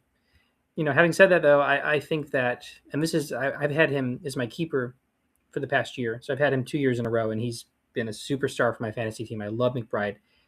Second round is a little bit rich, I think, and I do like Bowers quite a bit more. I think this year, just based on his talent and the upgrade that he's seen. And I only mention Bowers because like I think Bowers and McBride are pretty locked into tight end 1 and 2. They are kind of in a tier of their own. I don't really see that changing. I mean, obviously it could, but I think going into drafts at least, I don't see that changing. So I would take Bowers over McBride. But if you like tight ends, like, and you really want to root for a tight end on your team, you could do worse than McBride. I think that if he falls to the 2-3 turn, if he falls to the third round in general, like I'll definitely snag him there. I think just because the amount of volume he gets and he's gotten every year is just worth it. That QB situation spooks me so much on this team. Even if Jacoby Brissett's there without a new contract, that's bad blood quarterback play. Yeah, I don't think you want that. Like Jacoby Brissett, the best thing about him last year was came in and he had like provided a spark of energy. He was kind of like, I don't care. I'm gonna chuck it over and over again. And if he's in like this, oh, I hate this team, that chemistry is gonna be bad. And on a bad team with bad chemistry with a Nathaniel Hackett standing on the sidelines, I've seen that too many times. I don't want to do that again. that's a factor too, and I think that we haven't seen Hackett with elite tight end in his coaching or offensive coordinating career, at least not in Denver or New Jersey. But I think I say McBride is QB proof, and I don't worry about him. I do worry about him returning value. I mean, there's also a situation that like we saw Justin Jefferson last year with JJ and Max Brosmer just completely fall off with inconsistent QB play, and tight end's a little bit safer, I think, but still, like there's always that chance. I think that his risk is greater than what his ADP is reflecting. I don't see him returning what he did last year. So still a great player, but I think that a lot of leagues are going to see him go like early second, and I just no. It's too much this year, and I agree. It's just different from last year because yeah, the Cardinals were going to be bad last year, but they looked like they had a potential for a competent passing game, and this year is just it's just I don't know this new coaching crew. They've been sabotaged from the get.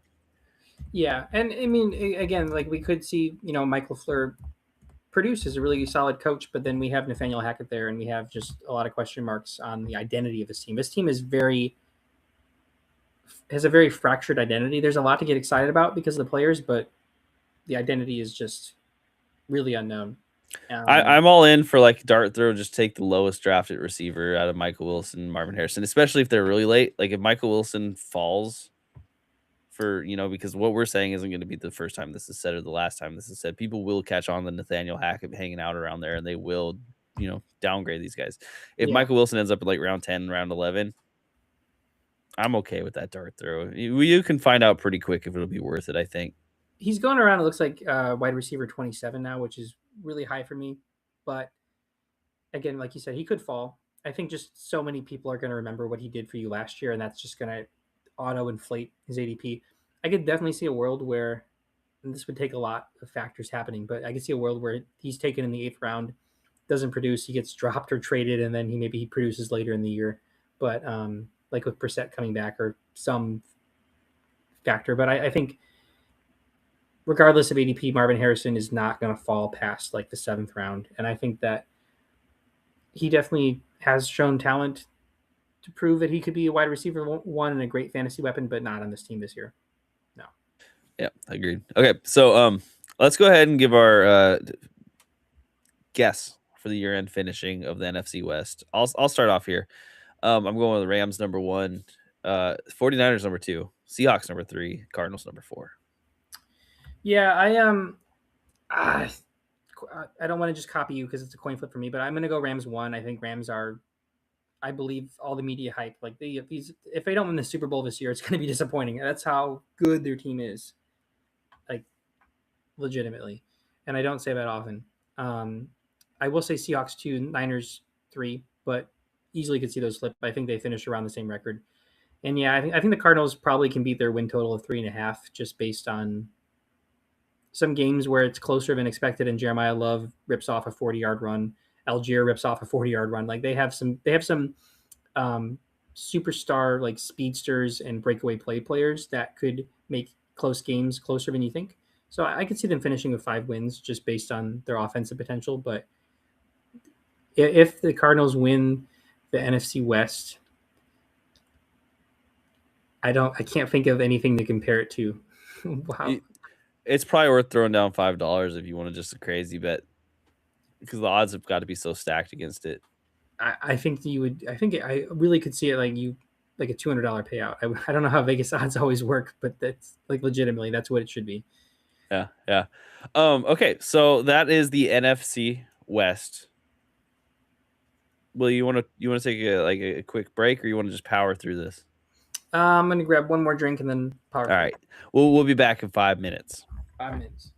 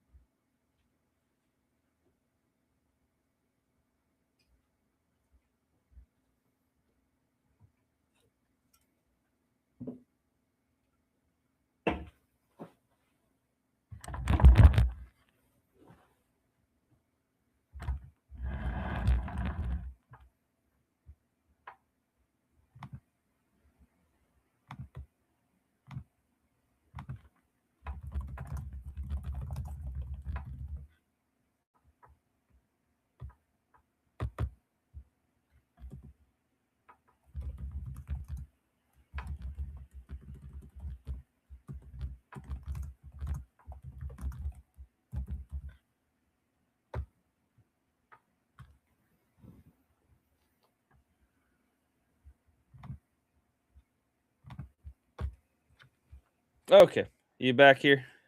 Yeah, let me.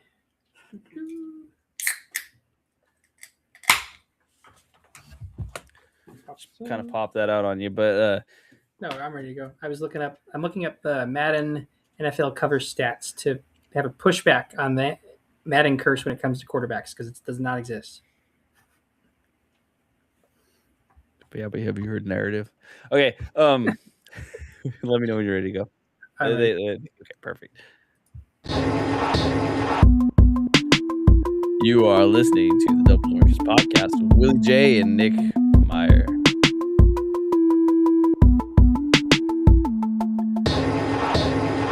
This is the second half of our NFC West, NFC North deep dive. If you didn't hear the NFC West deep dive, sorry for the dramatic pause, but I wanted to wait for the music to finish. If you didn't see the NFC West deep dive, thank you for joining us first off. And second off, you can check it out on the same channel here. If you're watching live and you've stuck with us or you watched this whole video live, that's crazy. Good for you. I appreciate you. We really appreciate you. So here we are. We're going to talk about NFC North. We've already went through some news in the NFC West podcast. The same news.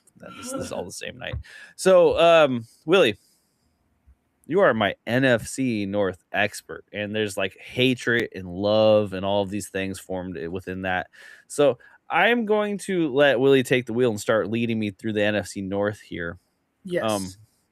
because I couldn't ask for a better guide. So Willie, what's going on with the NFC North? Yeah, NFC North is like. I mean, it's like a big family. You got a mix of family you love, and it's like if you had a family with just like one family member that you absolutely hate. It's kind of what it's like. Like, just absolutely hate, and that would be the Packers. But See, I feel like with the AFC West, it's kind of the same, except the Raiders are the one that everyone hates. So that like I kind of just hate all the rest of them, except for the Chargers. They're kind of adorable. yeah, I like the Chargers. Yeah, I mean, the Raiders are the black sheep.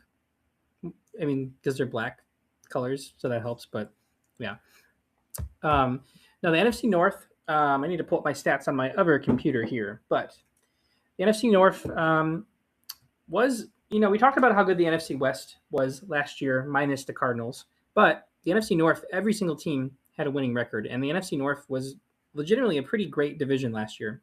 Obviously, obviously the Bears won, but there was some woes of the Vikings and their quarterback issues, and the Lions regressing in some ways without Ben Johnson and other factors. But every team was pretty good last year, and I think we'll probably see a repeat of that this year. I'm going to start off with the Chicago Bears, my Chicago Bears. Bears. The Bears. I guess I could just do a quick segue into, we talked about this, the Hammond Bears. I would be very upset if they leave the city of Chicago. I want to go on record as saying that. I'm not the greatest person to ask about my feelings on it, simply because I've spent a lot of time in Chicago and the Midwest. I did not grow up there. I've spent, I've been there when I was a kid. I went there almost every year, and I've been there many, many, many, many, many times.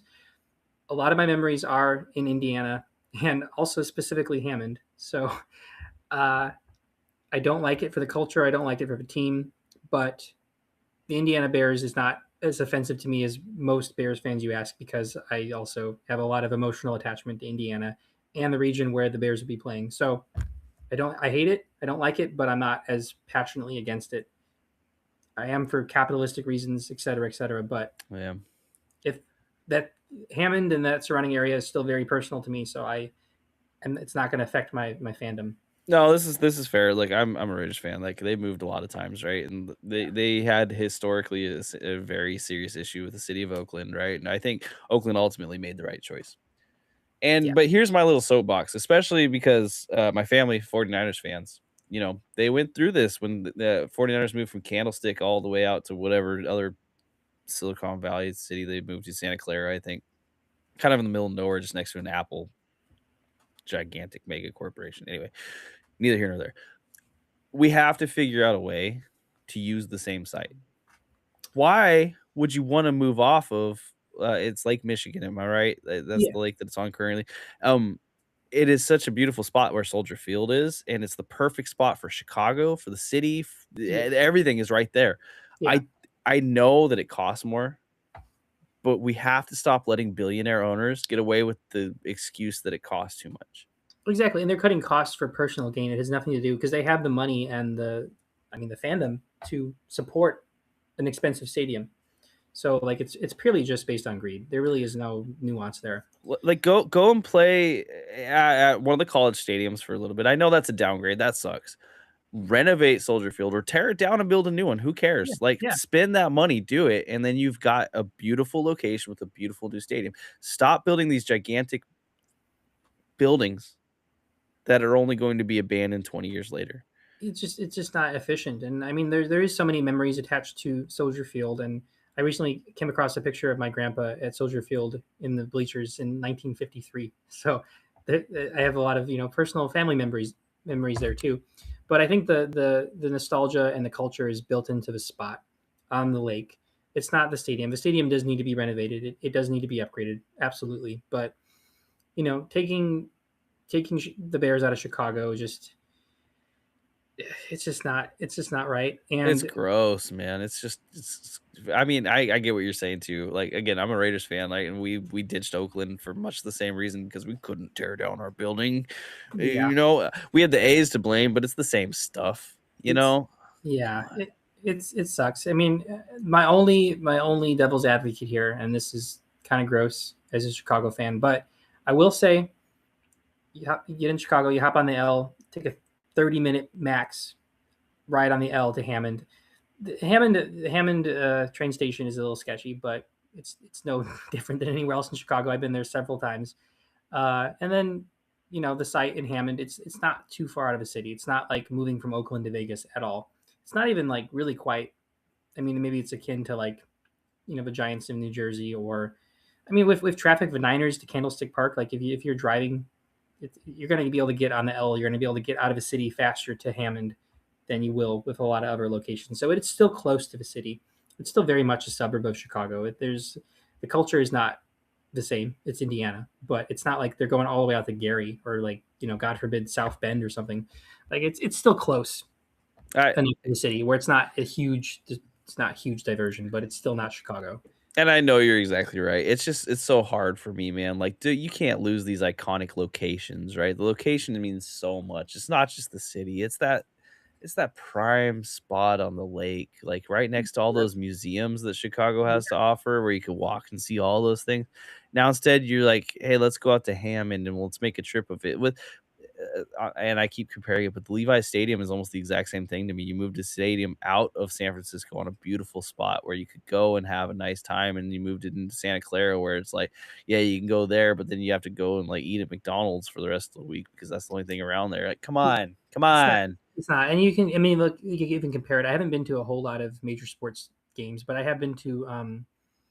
Now it's slipping my mind, but I've seen the San Francisco Giants play in person in the city, and it's so much different. I've even been out to near Levi Stadium to see a concert out in Santa Clara, so I know the difference in terms of like being in the city, being out of the city, and Santa Clara is not San Francisco. Like that, the feel of being in the city at the Giant Stadium was just like you really feel like you're in San Francisco. Mhm. And as much as the Bears could make upgrades, it's not going to feel like Chicago. It could still feel like the Bears, but it's not going to be the same. Yeah, yeah, and again, I'm soapboxing here for a completely non-fantasy reason. I just think that like the billionaires shouldn't be able to get away with like removing this from the city after all these years, just because they want to get public funding or save some money. The billionaires have made that money off the back of the citizens of Chicago, It's the and the reason they own the citizens of team. Yeah, Chicago should have a say in this. Anyway, yeah, that's my soapbox. Go on, Willie, with the fantasy stuff. yeah. But I mean, and it sucks that we're having this great year from the Bears and then a possible move. But I think the makeup of the team has had some changes, but I don't see a whole lot of offensive regression coming into this fantasy year. I mean, a lot of the back of this team, the offensive success was built on the back of young players. And it's funny, we were talking going into the year last year with the run game maybe being the weak link and not getting excited about Swift or Monongai. But the Bears finished third in rushing and passing 12th, and points overall is ninth. So they finished above average in every category, or elite in terms of the run game. And that was without Caleb Williams going off as a runner, which I had predicted going into the year. He still had a great fantasy season, but he only had 3 rushing touchdowns. So that did not come to fruition. But the run game itself was excellent. Um, so we have Ben Johnson coming back for year 2.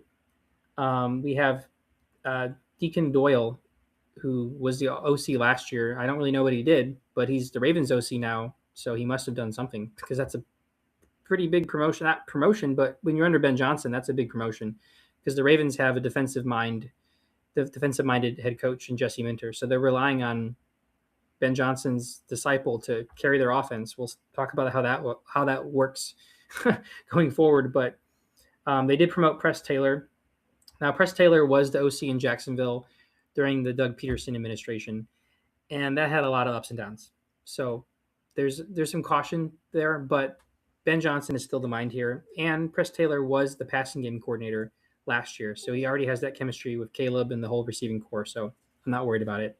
Yeah, Press Taylor's gotten some like he might be like Nathaniel Hackett light as far as press talks about him. Yeah, You just hope that Ben Johnson has such a commanding presence of the offensive coordinator is like in name only. I think so too, and that's what shocked me about the Doyle hire for the Ravens is that it feels weird, but at the same time, like Ben Johnson, I think is the commander of the play calling here, and Press Taylor, he delivered as passing game coordinator last year, so I'm not complaining. Of course, Dennis Allen returns. He had his time on the Raiders, but he also had 7 or 8 elite seasons as a defensive coordinator for the Saints. Um, they weren't elite the whole time he was there, but he definitely had a good defense at times and stuck around. So, and he got a lot out of his secondary last year. I will mention first the notable losses. Um, the most significant one, I guess we'll start with the defense, is that they did lose most of their secondary. They drafted a rookie out of Oregon, Dylan Thieneman, in the first round. Love the pick. I thought he would go higher in the draft, so exceptional value. Really like him, but they did lose, C.J. Gardner Johnson. They lost the interception leader in Kevin Byard. They lost Jaquan Brisker. I think I'm forgetting names, and they only really replaced them with Dylan Thieneman and Kobe Bryant from the Seahawks, which are both fantastic upgrades. Don't get me wrong, but they still lost a lot of pieces. And the reason the Bears had so much success last year in close games is partly Caleb, partly the run game, but very significantly the turnovers, and that's not going to repeat even close to what it was last year, I don't think. So, in order to mitigate that defensive loss, we need the offense to get even better, which I think it could. However, we did lose center Drew Dalman to retirement, but we drafted the first center off the board in the draft.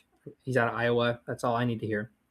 And they did lose DJ Moore, but as good as DJ Moore had games last year, I mean, he was kind of an afterthought at times, and they have enough young receiving options, that it doesn't affect the overall passing yards for me or that prediction. So It was a great trade for the team regardless. I mean, he was the second odd man rounder, out too many yeah, times, and yeah. also great trade for the Bills. It was just a win trade all the way around. I think the Bears maybe came out ahead at least so far, just because a second round pick for a 30-something receiver who's not been a number one in a couple of years is damn good value. Like I like it a lot, and because of a DJ Moore trade, we were able to get, um, the starting center of the future and some other players like Sam Mhm. Roosh. So love the trade. So all that to say, not a lot of volatility otherwise. Caleb's back, Tyson Bajan's back, backing him up. We got DeAndre Swift, Kyle Monungai. They got it done last year, and they did not draft or sign any free agent running backs, so they're running with them again. That's probably the biggest question mark I have. This is the one team where I'm like, Tyler Algier, what happened to you, man? This was it. Yeah, that would have been a running back by committee up the wazoo. Like that would have been nuts if they had actually brought in someone of Algier's talent. They have to love Monongai, is all I can say. Yeah, I think so too. I think that it's hard to predict them to repeat what they did last year, but Swift and Monungai, I think we'll talk about their ADP in a second, but I see them at least coming close to what they did last year, and similar to the Williams Corum conversation. Again, not predicting injuries, but like if one goes down and they don't have anybody else, like Kyle Monungai, like getting 20 carries a game and getting 2 touchdowns a game, it's it's a pipe dream for sure. But like the amount they use the run game, that's something to look at. And then wide receivers, of course, they lost DJ Moore, but Romadunze, Luther Burden, of course, Colston Loveland, tight end. They're the big three. We'll talk about them in a second. And then they did add Khalif Raymond to replace Zacchaeus. And they drafted Xavier Thomas in the third round, which was a huge overreach, in my opinion. But they seem to fancy him as a bit of a Rashid Shaheed type returnman. He's very, very, very fast. I think he was the fastest 40 time in the combine, if not up there. So I think they have a clear role in mind for him at least, but not super fantasy relevant. So I do want to talk about the quarterback and some things that happened in the offseason that I'm excited about that some people are negative on. But I do want to start with a question for you. So we'll talk about the ADP nuance here, but just off the rip, not considering that, Romadunze, Luther Burden, Colston Loveland, who do you think produces the best this year? Um, Relative to position, I could see Colson Loveland being a home run.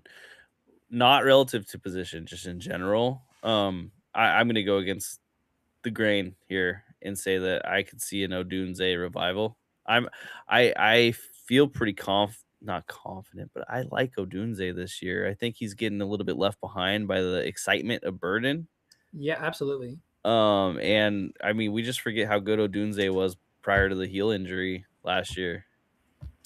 Yeah, I mean he was like a top 10 receiver, if not top five, the first half of the season, and then of course he had the injury. He came back kind of slow, and by that point, that was when Loveland had really broken out. So Odunze didn't have to produce or get involved as much. Um, and I guess I'm getting a little ahead of myself here, but with ADP, Odunze is going around wide receiver 29, and Burden is going around wide receiver. Just saw on here. He's going around wide receiver 21. So eight full spots higher than Odunze, hmm and I can't make sense of this. I don't. it is 100% in my mind the hype right now. We saw Burden have some great games near the end of last season, but also the training camp hype right now is hyping up as like, oh, he's a clear number one, he's alpha, he's et cetera, et cetera, et cetera, et cetera.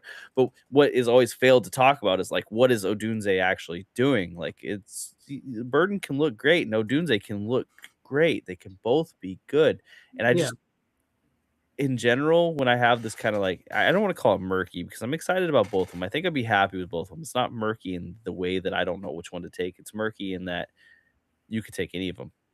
yeah, I agree. I I think like that to take the guy who's going later. exactly.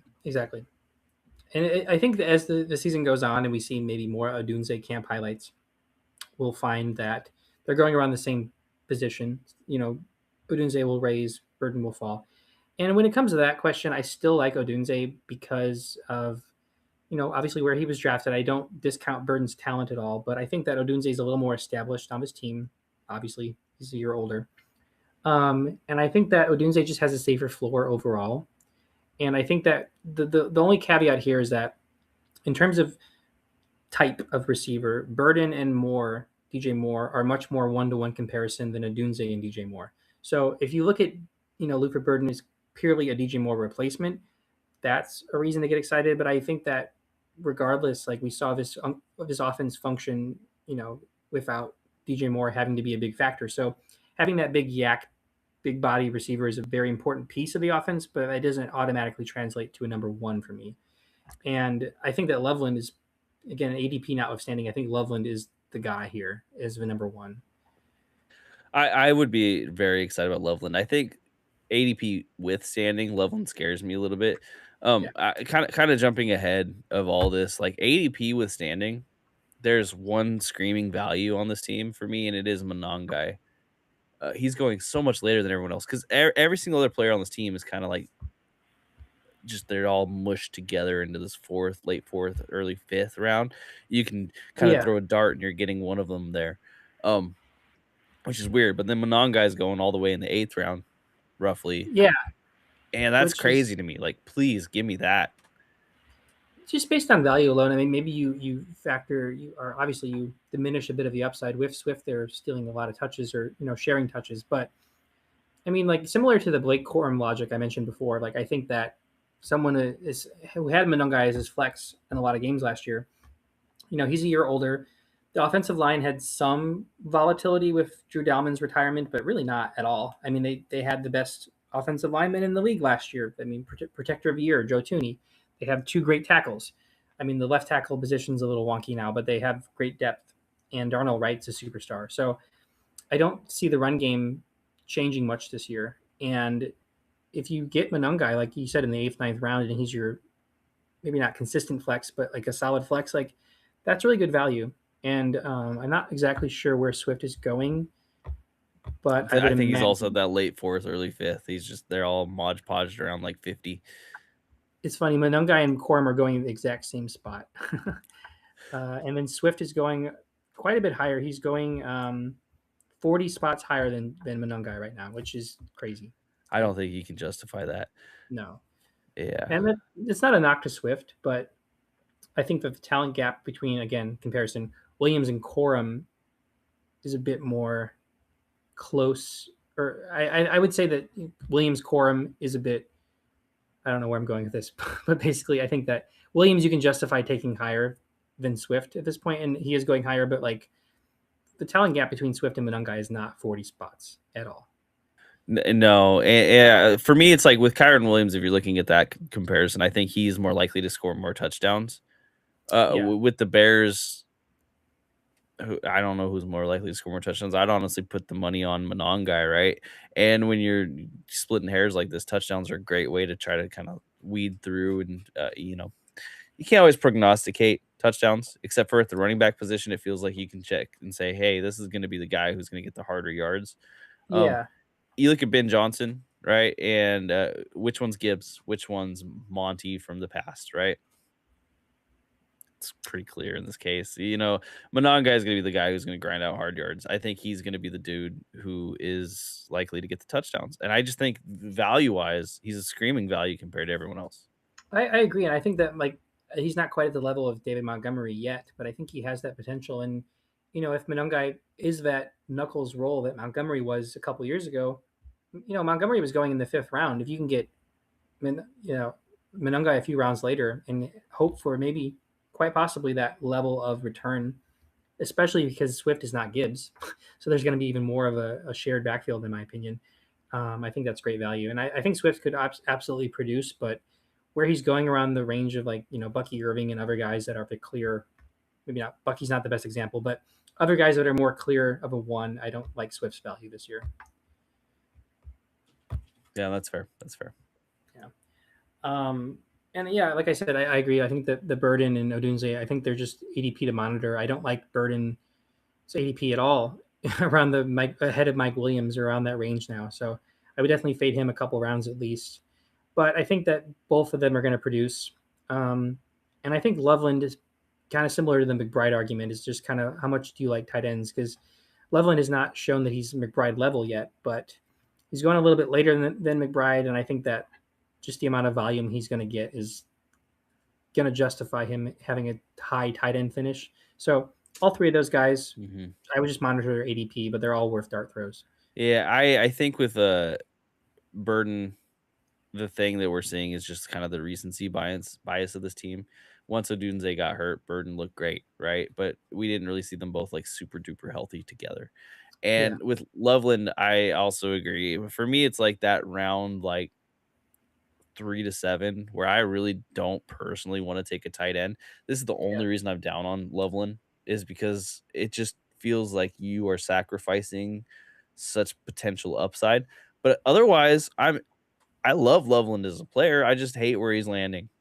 Yeah, I agree. And this is just, it's hard because we did see them produce so much last year, but there is a lot of mouths to feed. And you are a run first team, at least if you're repeating what you did last year. So if you have three wide receiver ones and you're leaning on your run game by committee, like there's going to be some disappearing games here. And again, tight ends have a lot of disappearing games. So I see that when you're drafting a tight end to start, like that boomer bust doesn't matter as much for the position because there's a lot of bust. But it'll be interesting to see if one clear alpha does emerge as like the runaway league winner. And I just think on how they spread around targets, I don't see that happening, but there still is value. Agreed. Um, I I think that probably what this all leads to is the fact that Caleb Williams, as a fantasy quarterback, he didn't exactly like provide what you would hope for last year. he didn't, but if you look at his games in the second half, it was really the tale of two halves. Maybe not halves, like thirds for the Bears. And Caleb really didn't break out until the um, the latter half of the year. He's going around now. Looks like QB 6, and I absolutely think he could finish around that range. Everything is there for him. I'll talk a little bit more about that in a second, but he's going around the range of Jalen Hurts and Drake May. And I think if you're going to spend the draft capital on a high end quarterback, I would take one that has more consistent floor.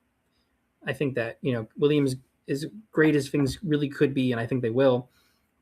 If you're going to go high end QB, like there's a range where there's like the top QBs, like, I mean, Josh Allen, Jalen Hurts, maybe not Lamar this year, but there's that range. And then there's that middle tier range, which is where Caleb is, Drake May.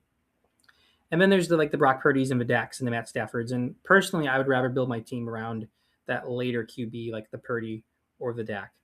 I just think that similar to Loveland, it's really the same argument with Williams, where it's not as premium of a position, quarterback and tight end, because of the one roster spot, et cetera, et cetera. But I think that if you're feeling like you're wanting to spend on a tight end or feeling like you want to spend on a quarterback, I think there's worse options to pick. But it's really just a personal draft strategy for me. Um, I have a hard time disagreeing with that. The one thing I will say with Caleb is that there is, to me, an argument to be made about his level of confidence this year compared to his last year because he's had those, I mean, just highlight reel, amazing. It's hard to describe it in real words because his throws that just look like they shouldn't work and then they do. it, you can't really compare it. No, no, and they're amazing. They're awesome, and, like, he's getting the accolades for that, so the confidence level is boosting, and what I love to see from a quarterback is boosted confidence because that's gonna make his whole entire game just a little bit better in general. So I could make an argument here that if you wanted to see someone on the upside, even as a high-end quarterback, someone who could elevate to a top 3 position, I like Caleb for that reason, but that is a little bit like, "These are my crystals, and I'm prognosticating energy and vibes," I like to play that way, but it's hard for me to tell anyone else to do that. It's hard because he really is in that middle tier where he's not like that safe 100% locked in bet like a Josh Allen, but he's also like going a lot higher than a very safe bet like Brock Purdy that maybe doesn't have that prognosticated boom. So it's hard. I guess all that to say, like, I like Williams more than the other boom potential quarterbacks around this range, even Drake May, which it's probably some personal bias there, but like I just see the Williams having that leap. Obviously, May had that last year. I see Williams having. I think Williams is more likely to have a super big top 3 finish leap than we see May repeat as QB2. Could be wrong, but that's my own personal take. But again, so it really just depends on how you build your team, I suppose. And I do want to mention, just to wrap up real quick, the Madden curse, quote unquote, with Caleb Williams on the Madden cover. A lot of people hated it because he wasn't the best quarterback in the league. But with Madden, it's a franchise, and you want to make money, and he comes from a big market, and he's a young player, so it makes a lot of sense that he's on the cover. I'm excited about it. I do want to rant about the Madden curse. I know that it exists. Obviously, we saw even last year Saquon had regression. CMC is a great example of the Madden curse. With quarterbacks, though, we don't really see it as often. Um, Again, like Lamar was on the cover after his MVP season, and then he was hurt. He missed some games the following year, but like he didn't fall apart. He still had a great season. They made it to the divisional round. Mahomes had an incredible season after he was on the Madden cover. I think looking at like 8, 9 years ago, like Aaron Rodgers, Ben Roethlisberger, they both were on the Madden cover. They had incredible seasons the next year. Like I think that the Madden curse when it comes to quarterbacks isn't as prevalent. So I'm not worried if Madden put like Loveland on the cover for whatever reason, I would maybe be a little bit worried. But I don't the Madden curse in quarterbacks. It's not a 1-to-1 comparison. You say they come from a large market, but last time I heard Hammond, Indiana was a pretty small market. You'd be surprised. There's a lot of people. There's too many people. I would be surprised actually. You're probably right. Um, I if you're drafting based on the Madden curse, more power to you. Yeah. Again, though, You're like you already know what there's you're gonna do. yeah, there's legitimate things like we've seen. Again, it's not real, but like it makes sense that the person on the Madden cover historically that's a skill position player is not going to replicate what they did the year before. Like that just doesn't happen. So that's baked into that Madden curse theory. But um, also, I guess I do want to say like Caleb Williams also gets a lot of hate because he's confident, but he had this great 30-minute interview with Chris Sims. And again, bias aside, like he just came across as extremely down to earth and humble and like articulate. And it was just a really, really great interview. So if you like sports interviews and you maybe want to see a side of Caleb Williams that isn't as this confident, cocky player that the media shows him as, like really, really great interview. I was really surprised just at the quality of it, not just him because I love Caleb Williams, but like the quality of the interview with Chris Sims was really good. So I also just want to say, if you have faith that Ben Johnson really is the dude that he is claiming to be, going into year 2, it's not gonna get worse, it's gonna get better. Um, yeah, and, if the Lions are anything to take it by year over year, they got better for a long while. yeah, And you wanna be in on that even if it costs a little bit to get in on it. So this is a team that although most of the pieces are pricey, we talked about that, I am 100% okay with taking one of these dudes. Choose your favorite. My favorite's Odunze because he's a little cheaper. yeah. But, if you're like Luther Burden is that dude or Swift is that dude or Loveland is that dude, don't be hesitant about it. Don't be super worried about it. This is an offense that someone l almost certainly is gonna score points. I agree. I think like worst case scenario, and maybe this depending on the year you had him could look bad, but I think like worst case, these guys are going to end up like a Devonta Smith on your team, where they're going around the same range, great offense, has some pretty bad games, but also has some pretty great games, and I think you could do worse. Yeah. Yeah, agreed. All right, let's roll through this here. We got the Green Bay Packers. So, Packers finished second last year, 9-7-1. They were 15th in rushing yards, 18th in passing yards, 16th overall in points. So pretty middle of the road. They made the playoffs in part because of the Micah Parsons trade, but also in part because of the defense. Now they are returning head coach Matt LaFleur. He just signed an extension, and their OC Adam Stevanik is coming back as well. Again, LaFleur's the guy here. They did lose their defensive coordinator Jeff Hafley. He's the new coach of the Miami Dolphins. So there could be some regression there, but they did bring in Jonathan Gannon, who was the head coach of the Cardinals. Wasn't great, but he was the defensive coordinator of the Eagles for a couple incredible defensive seasons there. So I think I wouldn't quite call it an upgrade, but I wouldn't worry about the defense with the And, Packers. Jonathan Gannon's been pretty competent as a defensive coordinator. Like, Yeah, forget the Cardinals. Just leave the Cardinals out of this. They suck so much it doesn't yeah, matter. Like, just think about him as the Eagles DC. yeah, exactly. So I like that. Micah Parsons, of course. The current injury timetable is looking like mid to late October, which isn't ideal for the defense. But I think the defense as a whole, Why does um, he not simply do whatever George Kittle's doing? because he's smart, not no hate to Kittle, no hate to Kittle, but I just feel like Parsons has a lot of guys in his ear that are like giving him the most succinct and just great medical advice. I feel like he takes it seriously, so he wants to be safe. Um, I'll start with the roster. There was quite a bit of departures this year, but we'll start with the current roster. Jordan Love is, of course, back. Tyrod Taylor, I didn't realize. I guess he's the backup now, replacing Malik Willis. Could do worse. Um, Running backs, we have Josh Jacobs, maybe. Chris Brooks and Marshawn Lloyd. So it's real ugly after Josh Jacobs, and so guess what we had to have this offseason is Josh Jacobs embroiled in pretty serious domestic violence charges. And nothing has come out against about them, which might be good news for him. Who knows? It, pretty serious though, and regardless of whether or not they came out, like the running back room behind him is not good. And I think Emmanuel Wilson was their RB2 last year. He didn't see the field much, and he's gone. So this feels like a Najee Harris team. This feels like a James Conner trade team. So Mhm. we'll monitor that. But Tyler Algier, if you had waited a month, You could be signing a hefty contract to be playing in Wisconsin right now. I mean, honestly, like Jacobs News obviously being a factor. Like if Algier was on this team, I would like him a lot fantasy for the Packers. Um, the wide receiver room was a headache last year. There was a lot of mouths to feed.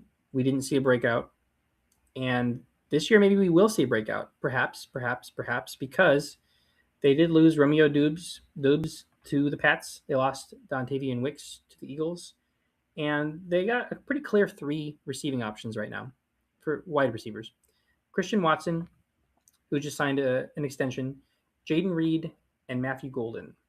And of course, they have Savion Williams and Sky Moore. Um, but those are pretty clear three, and that at least alleviates some of the guessing work that I think we had last year with Dubes and Wicks in the mix, and because they didn't add any receivers in the draft or free agency, so they're rolling with Watson, Golden, and Reed, and of course they have Tucker Kraft coming off the ACL tear, but it was early-ish in the season. It was at least a month and a half before Parsons. So I think Kraft is on the up and up and will likely be there week one. Um, so I guess I'll just ask. I mean, pretty obvious question here, and this is kind of a diet version of the Bears' big three. But with Watson, Reed, and Golden, is there a guy here that you think could actually break out and be that wide receiver one? Um, it's gonna be Christian Watson for me if any of them do. Uh, and it's weird because like he doesn't necessarily feel like he fits into that wide receiver one mold. However, the Packers clearly think he does, and they Yeah, keep trying to make it work. It hasn't necessarily worked yet, but I do think that with the kind of filtering of targets that's happening here now at this point, we could see him really pop off. But the person who I think really you want of this passing game, and it's been a little bit forgotten because of the ACL tears, Tucker Kraft. Tucker absolutely. Kraft was dominating, and there's no reason to think that he won't be the number one pass catcher again on this team because when they were operating like that, they were doing quite a bit better than when it stopped because he got hurt. Yeah, exactly. Yeah, he was a really big. I mean, we talked about the Parsons injury, but the Kraft injury really did put a dent in this offense. And I was looking up his numbers from last year, and he didn't consistently blow you away as a receiving option. Yeah, I think some of his stats were inflated by two really big games, but he was putting up double digits every single week, and he was getting a lot of looks.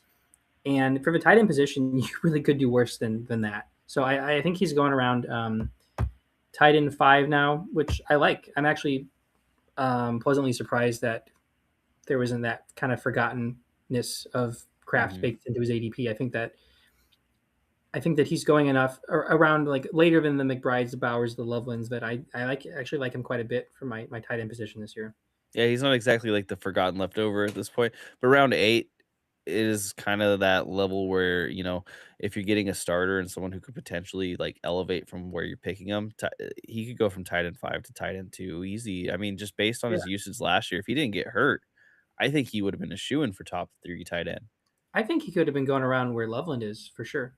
Just because like again, like he didn't have every game wasn't a huge blow up, but he was putting up double digits every single week, and he got the target share. And I mean, they lost Dubes and they lost Wicks, and they didn't replace them. So obviously, those targets are going to go to the wide receivers. But I think Kraft is probably going to be the biggest beneficiary from the vacated targets. Yeah, I will say this about the pass catchers. Matthew Golden is being kinda just relegated to the double digit rounds. You could say there's a reason for it, but he is going to be a sophomore wide receiver this year. He didn't exactly have a wonderful rookie season, but I think that the dart throw of Matthew Golden isn't a bad choice. I think a dart throw of Matthew Golden might turn out to be a little bit better than you think, especially if there is a pecking order. I agree, and I do yeah. I just want to come back to the vacated targets because again, he did not have a great rookie year, but clearly they have faith in him because otherwise they would have signed someone in free agency or they would have drafted somebody.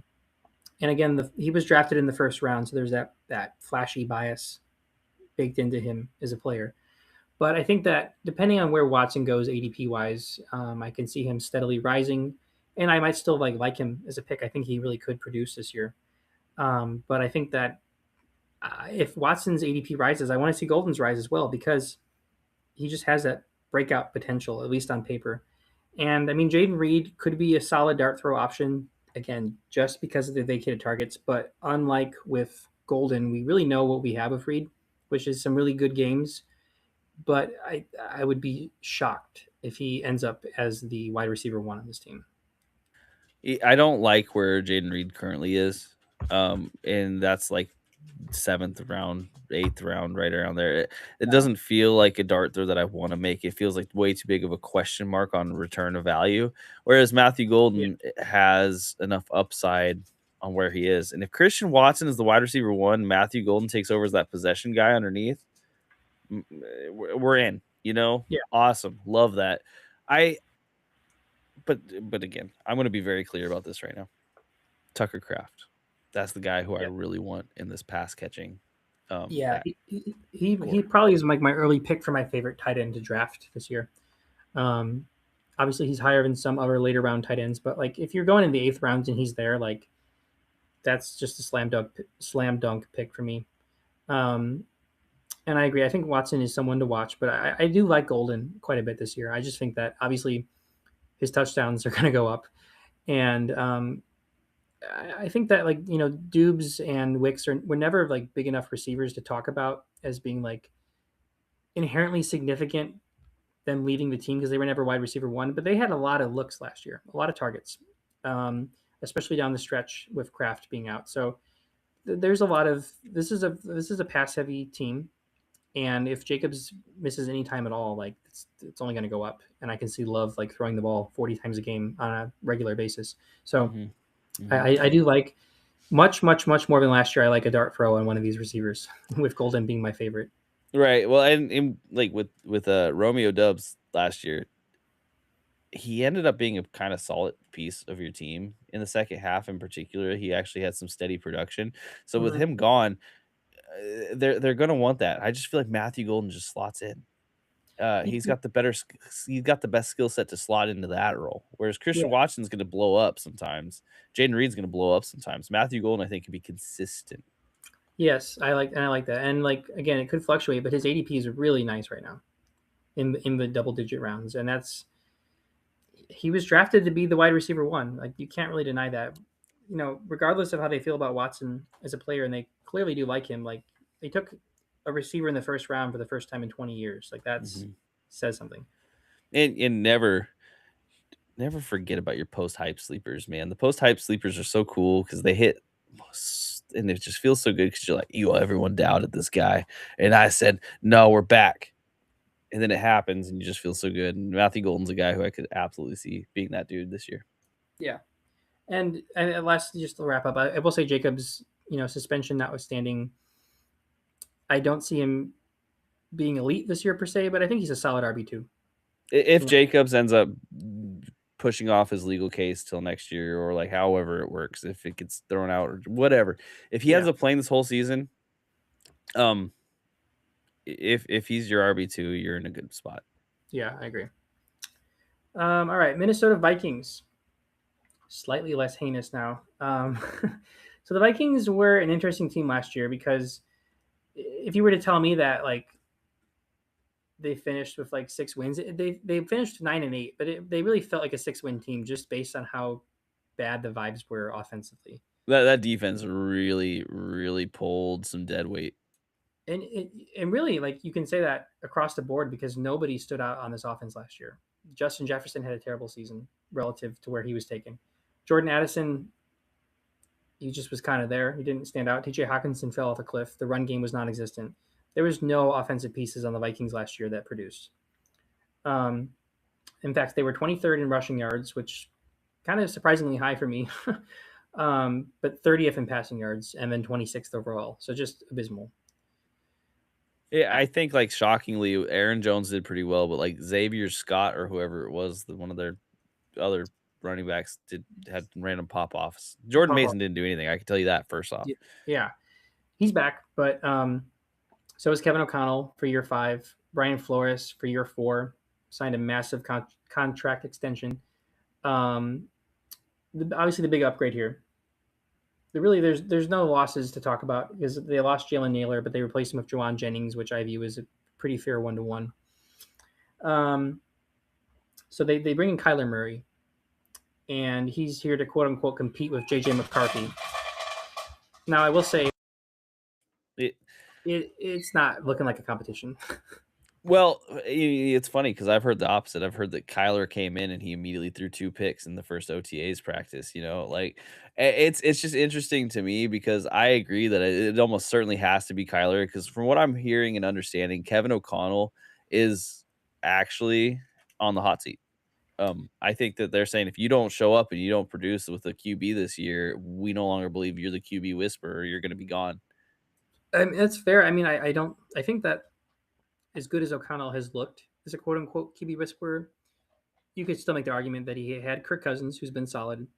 He brings in Sam Darnold, who picked up quite a bit in San Francisco, and then maybe he was just great all along. Brian Flores is really the heart of this team's success. There's really no disputing that at this point.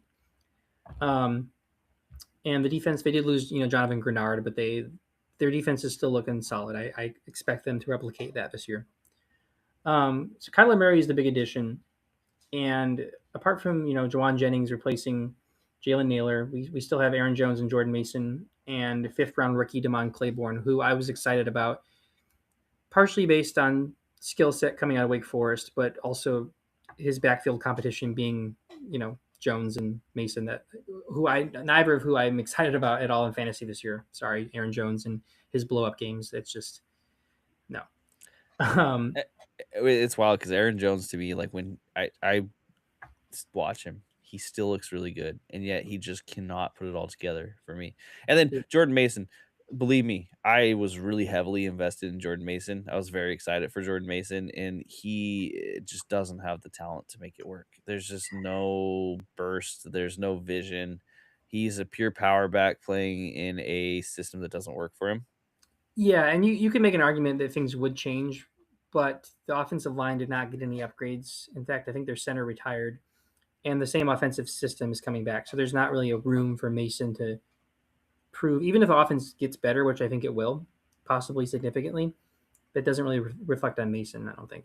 I think it's interesting because honestly, a lot of smoke was given about Brian Flores signing as a head coach somewhere else, right? And I do think that that was an option for him. I think he took this massive contract extension because he's already talked with the owners about becoming the next head coach of the Vikings.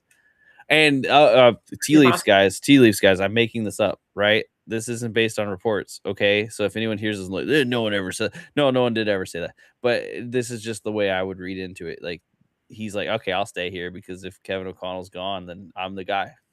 Yeah, I mean, like players notwithstanding and their talent notwithstanding and being bad last year, like the only reason they were good was because of Brian Flores.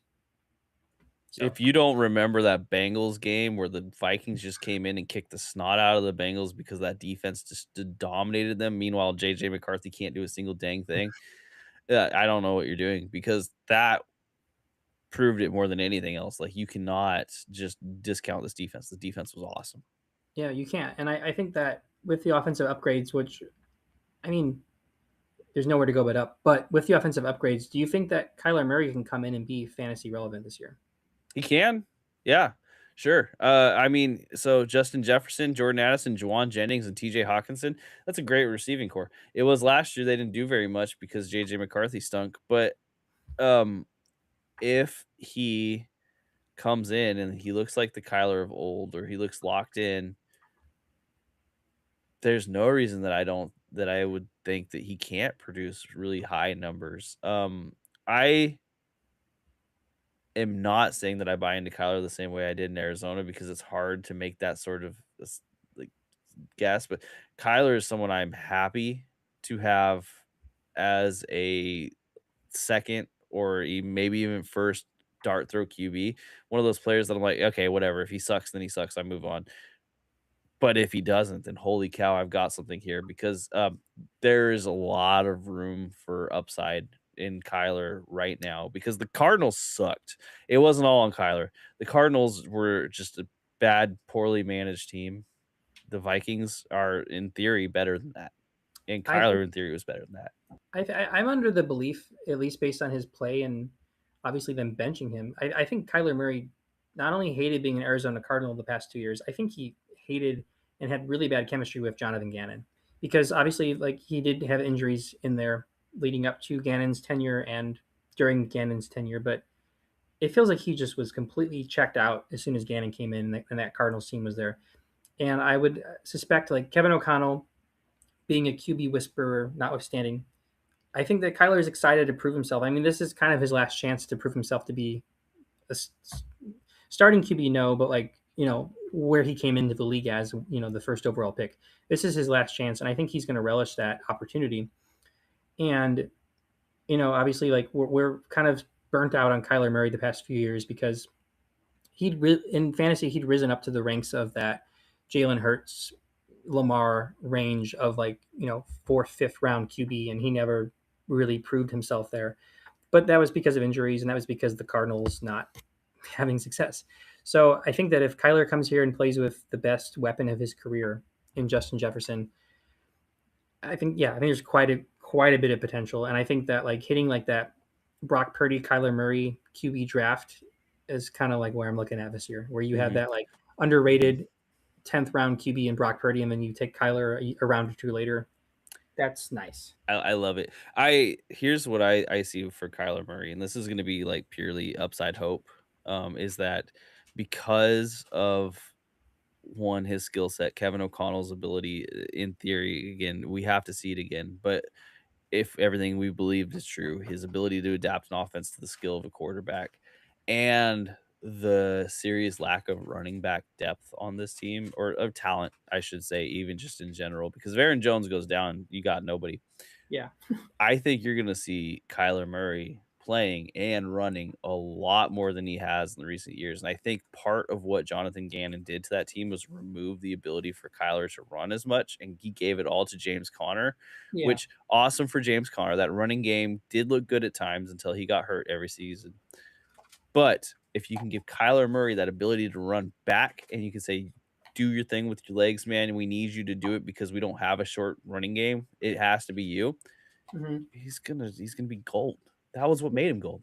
Who are you going to trust on the goal line this year? Like, if it's Aaron Jones or Kyler Murray? I'm looking at Kyler Murray. Mhm, mhm.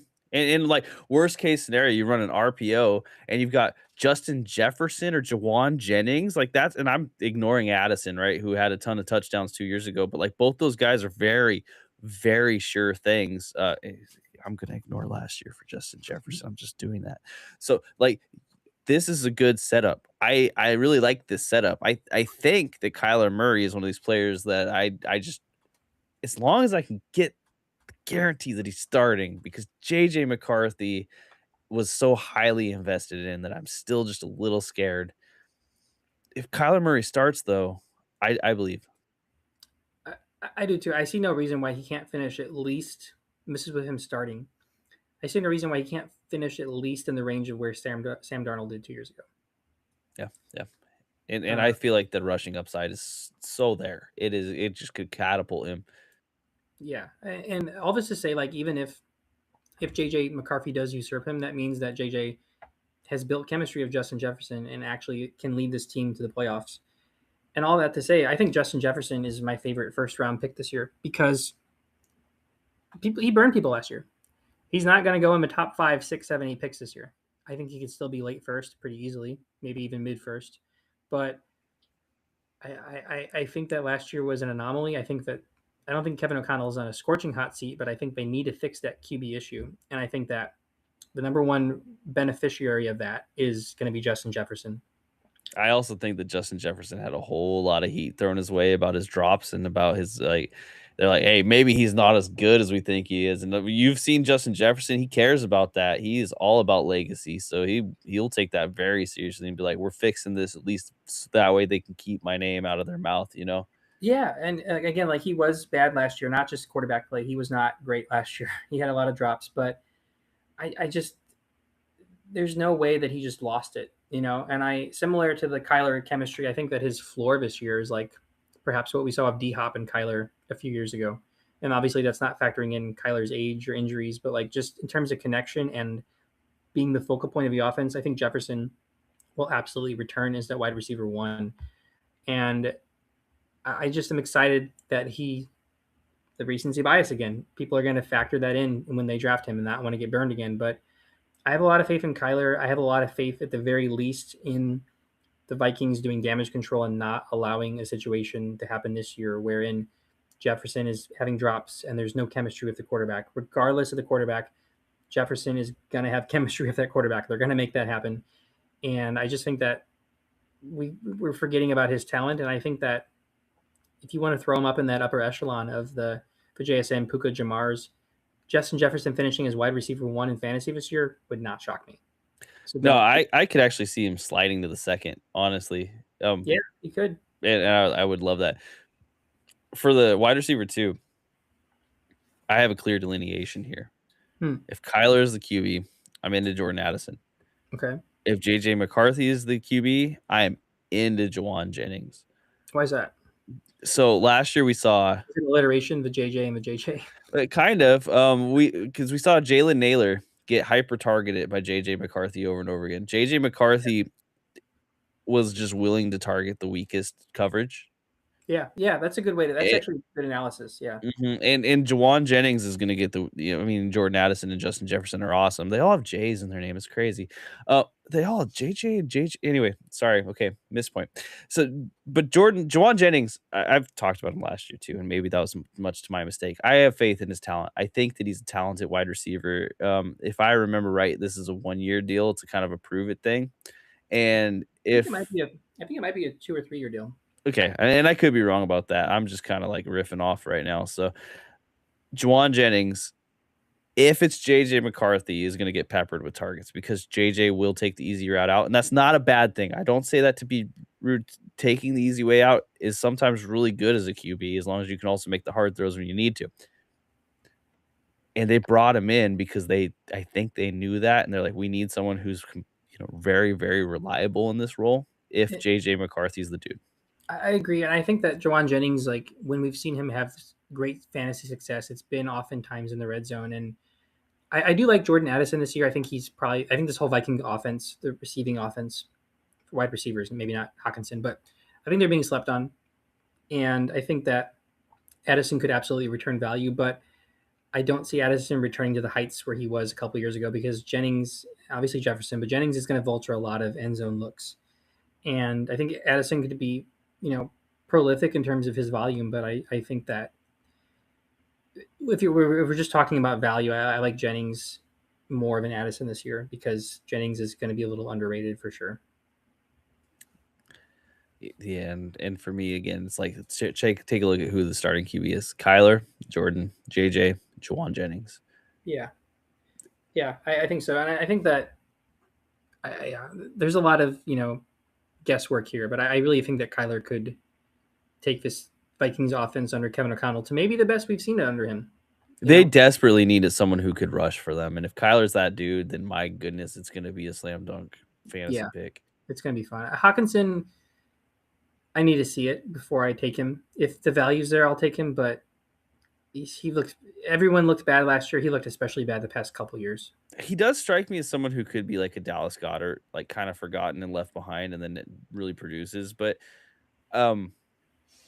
he looked like he lost a step. Now, mind you, that whole Vikings offense did. But it's tough for me because I think if he's really forgotten, okay, throw him on your bench, see what happens. The only thing that gets me excited is his value right now, wherein he's going around tight end 21, which that's no man's land.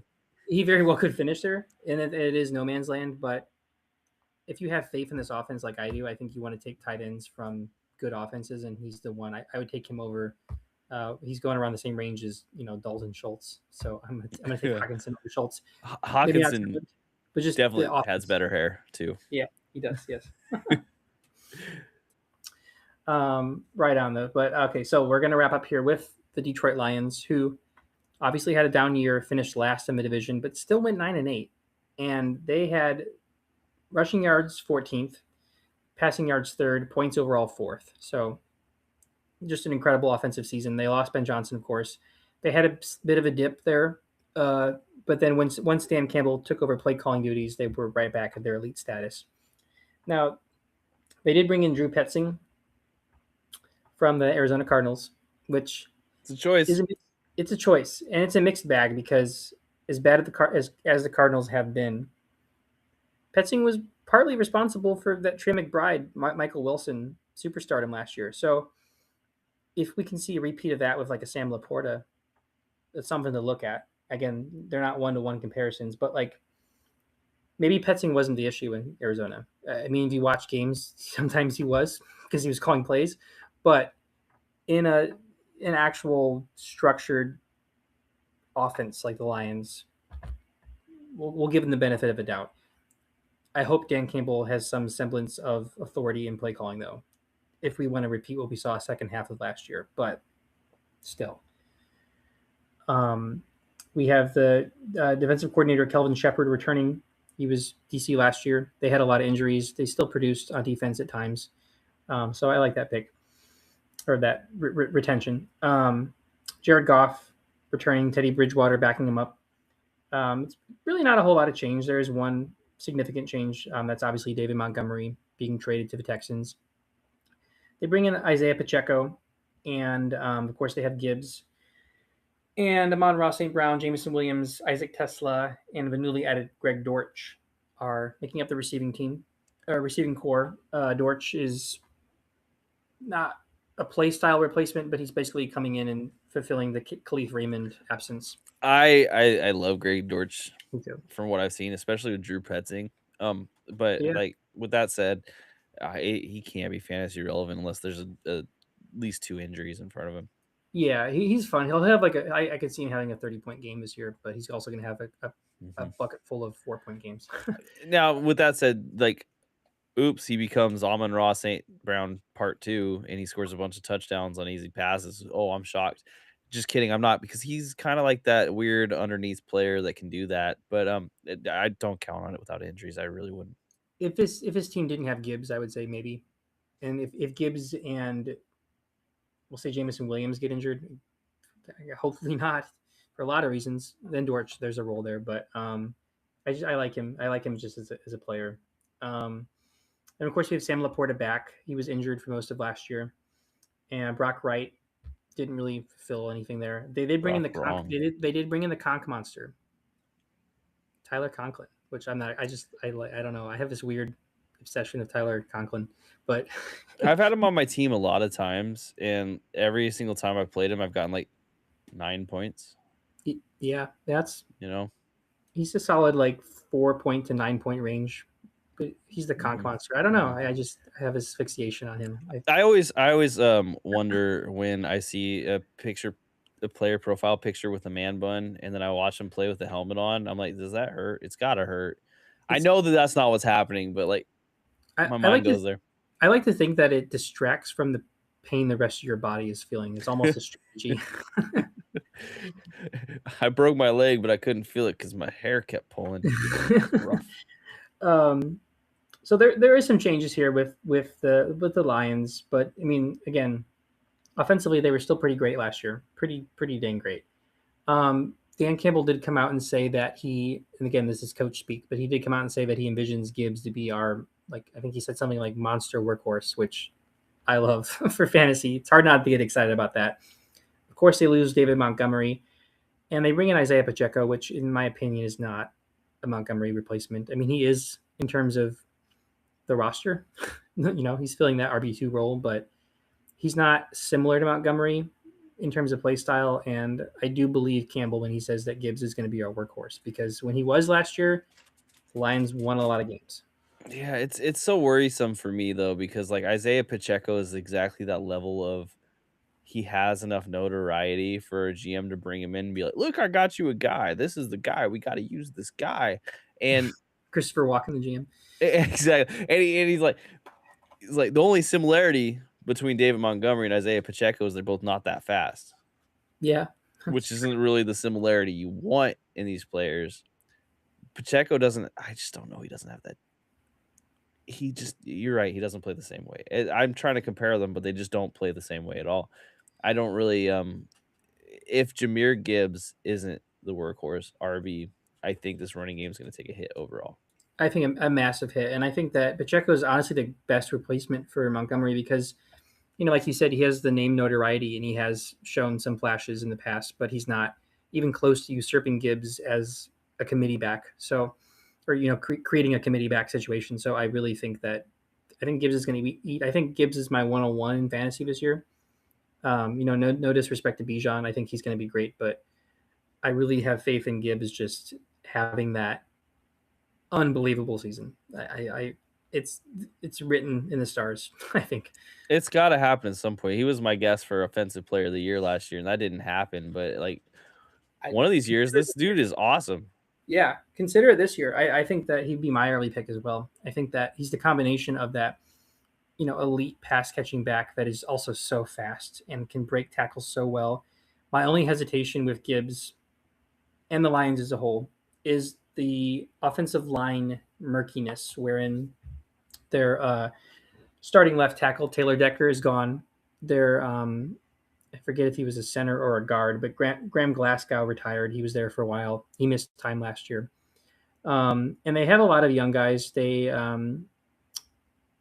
names are escaping me right now, but they had a couple picks last year that started like third, fifth round rookies at guard. And then they took somebody this year. Again, names escaping me. But so they have young pieces. They replaced their losses, but the replacements are unproven. So there's some murkiness there. And I do worry a little bit about the vibes of that team because it went from feeling pretty good to David Montgomery kind of blowing the roof off the top of the house. So you went from, okay, we are the team, we are on the rise, we could potentially compete for a Super Bowl to suddenly feeling like you're really, really out. And I don't think 1 year of bad records really suggests that in a way. Yeah, But man, it feels different. it does, and I think that the Lions obviously they finished last in the division, so they do have something to prove this year. I think they can prove it, but they still have a chip on their shoulder. I mean, they lost the NFC Championship, um, pretty egregiously, and then they missed the NFC Championship the following year, losing to the Commanders. So there's definitely a chip on their shoulder, and I think that we'll see that most likely come to fruition in the Gibbs X factor. And some defense. I mean, if Aiden Hutchinson's fully healthy this year, which he should be, and they have some pieces, some young defensive line talent that I think could blow up. They gave Jack Campbell, their star linebacker, a big extension, so they have pieces on both sides of the ball to make it happen. And I will ask, so two-part question here: who is your favorite player on this roster in terms of as both a value? Okay, who's your favorite value pick right now, and who do you see as maybe a potential sleeper as a breakout that's not being talked about? Okay, so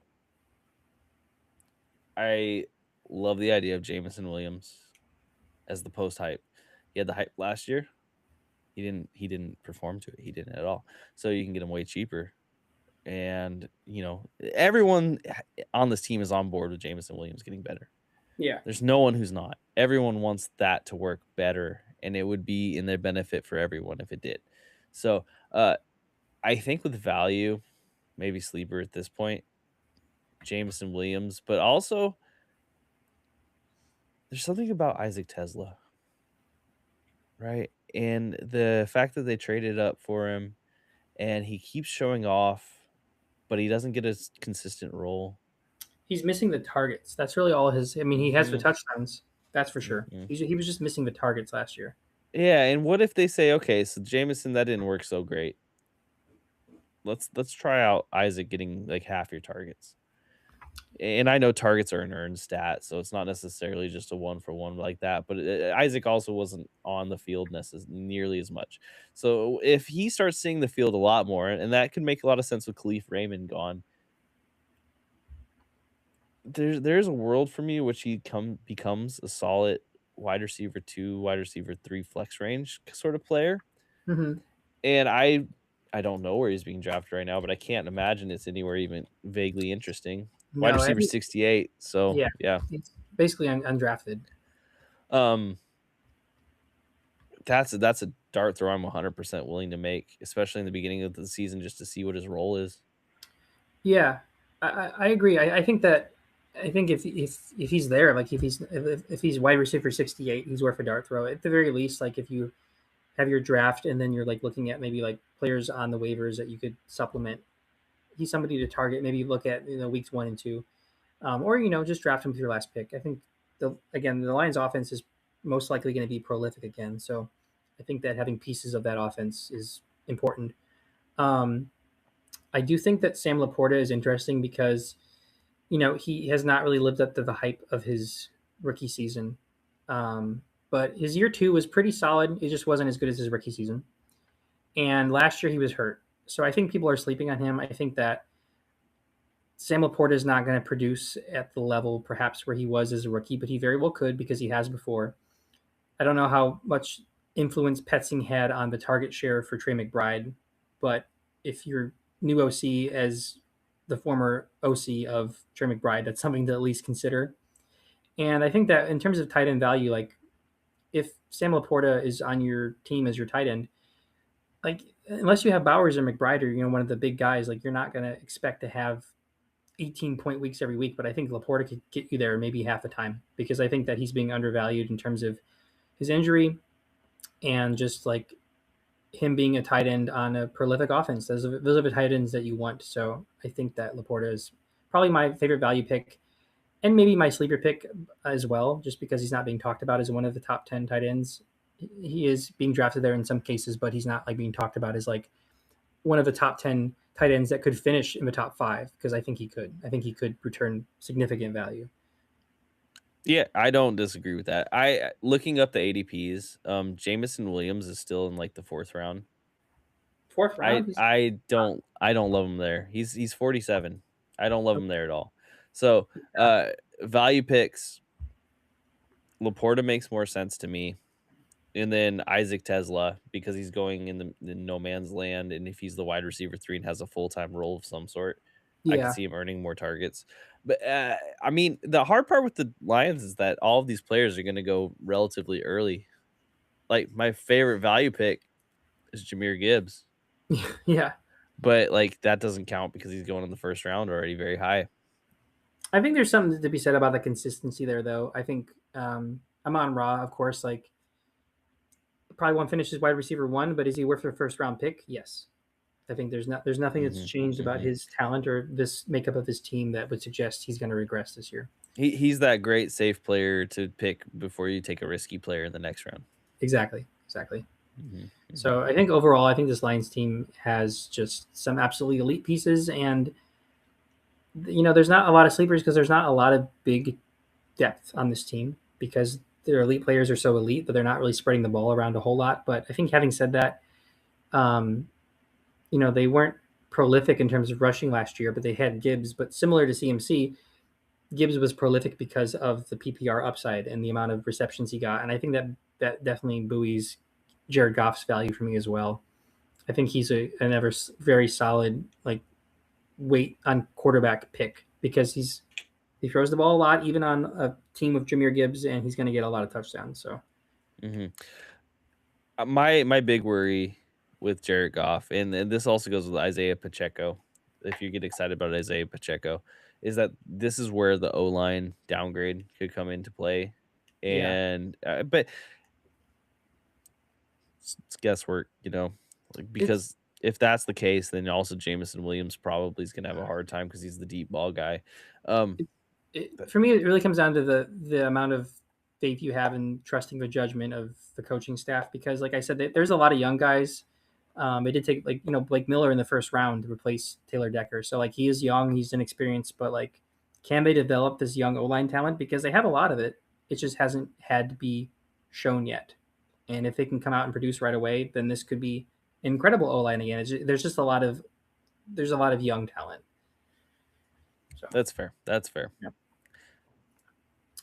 But yeah, I think that really can't go wrong with the Lions offense in fantasy. And I think we'll talk about it obviously in August, but I think Gibbs is my 101 right now. Yeah, okay, okay. Um, so I guess I'll start this time with my predictions for the NFC West or North breakdown. Yeah, hit Um, me.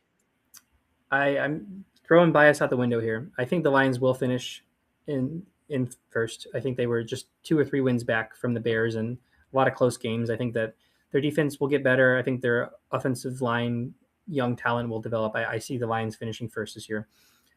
Um, I'm gonna maybe insert my bias here a little bit. I do have a lot of faith in the Vikings defense and the offensive jump, but I'm still gonna put the Bears at second because of my faith in Caleb and Ben.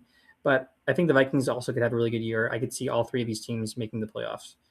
Um, and I'll be transparent. This is not bias. I don't like the Packers this year. I think we have the Jacobs possible suspension or all that. They lost a lot of pieces. I mean, Parsons is not going to play the full year. They lost a couple guys on their O line, including their starting left tackle last year in Rasheed Walker.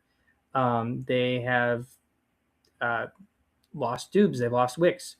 Um, there's been some defensive exits as well, and I just basically the Packers maybe they saved some money, but they didn't add anybody significant this offseason, and they just lost and lost and lost. So in a close division like this was last year, where they barely got second because they tied a game, I think they could still easily get 8 or 9 wins, but I don't see this being a team that finishes close to the top. I think the Packers are going to be mediocre this year, unbiased, straight up. No, that's fair. I think we have a different take on the overall, but actually I have the Packers at the end too. So um this is so okay, let's talk about this. The first overall for me, I'm actually going with the Vikings. They were close, right? And that was Mm-hmm. with an offense that was putrid. So I think this offense gets even just a little bit better, and that's all it takes to take them over the top. Second up, I have the Bears because I have faith that Ben Johnson isn't going to let things just fall apart. And I think both of these teams are double-digit win teams. So this isn't a bad season for the Bears. It's just that the Vikings got that much better, and that defense is ridiculous. Third, I've got the Lions, and then fourth, I've got the Packers. Yeah, I think the NFC North is going to be another great division this year. Mm-hmm. I'm just excited to see if we can get return on I don't know if this happened a couple years ago. It may have, but RB1 and wide receiver one from this division, tight end one Yeah. with Colston Loveland, QB one I, of Caleb. There's a eh, lot of elite players. Here's the opposite end of the spectrum. I could also see the world in which uh, Josh Jacobs not playing for whatever reason, and then Jordan Love gets injured, and you've got 6 games of Tyrod Taylor Yeah, boy, and who's the backup running back right now? I am spacing it, even though we talked about Chris Marshawn Lloyd, Brooks, Chris Brooks. Lloyd. It really doesn't matter, whichever one you want. Tyrod Taylor, Marshawn Lloyd, or Chris Brooks. The Packers offense could just turn into a disgusting bag of whatever lunch you hate. Yeah, yeah.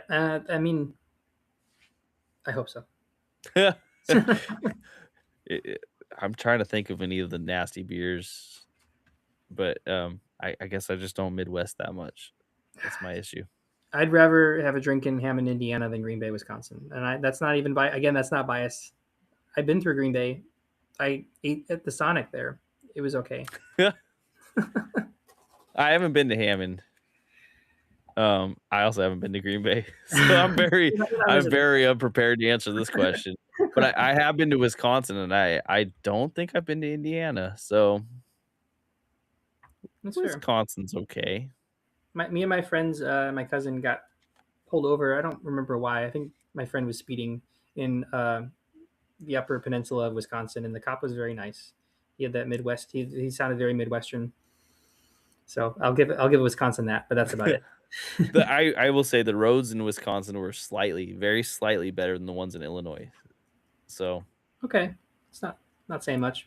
it's really not. And no offense to either of them, those roads are pretty bad. They need to get repainted like every 2 months or something because you can't see any lanes when you're driving through either of these states. They don't exist. The idea of lanes is there, but the actual lanes are just good luck. I think that we should take the minuscule amount of government funding we have in Indiana's state budget and put it towards a new stadium for Chicago instead. Save your roads. Yes. Save that for another time. Don't need it. Hey, will you put up toll booths on every single highway that you can ever imagine? And we actually use that money to fund a stadium in a different state. There you go. Yeah, I like See, it. it's all part of the plan. All part of the plan.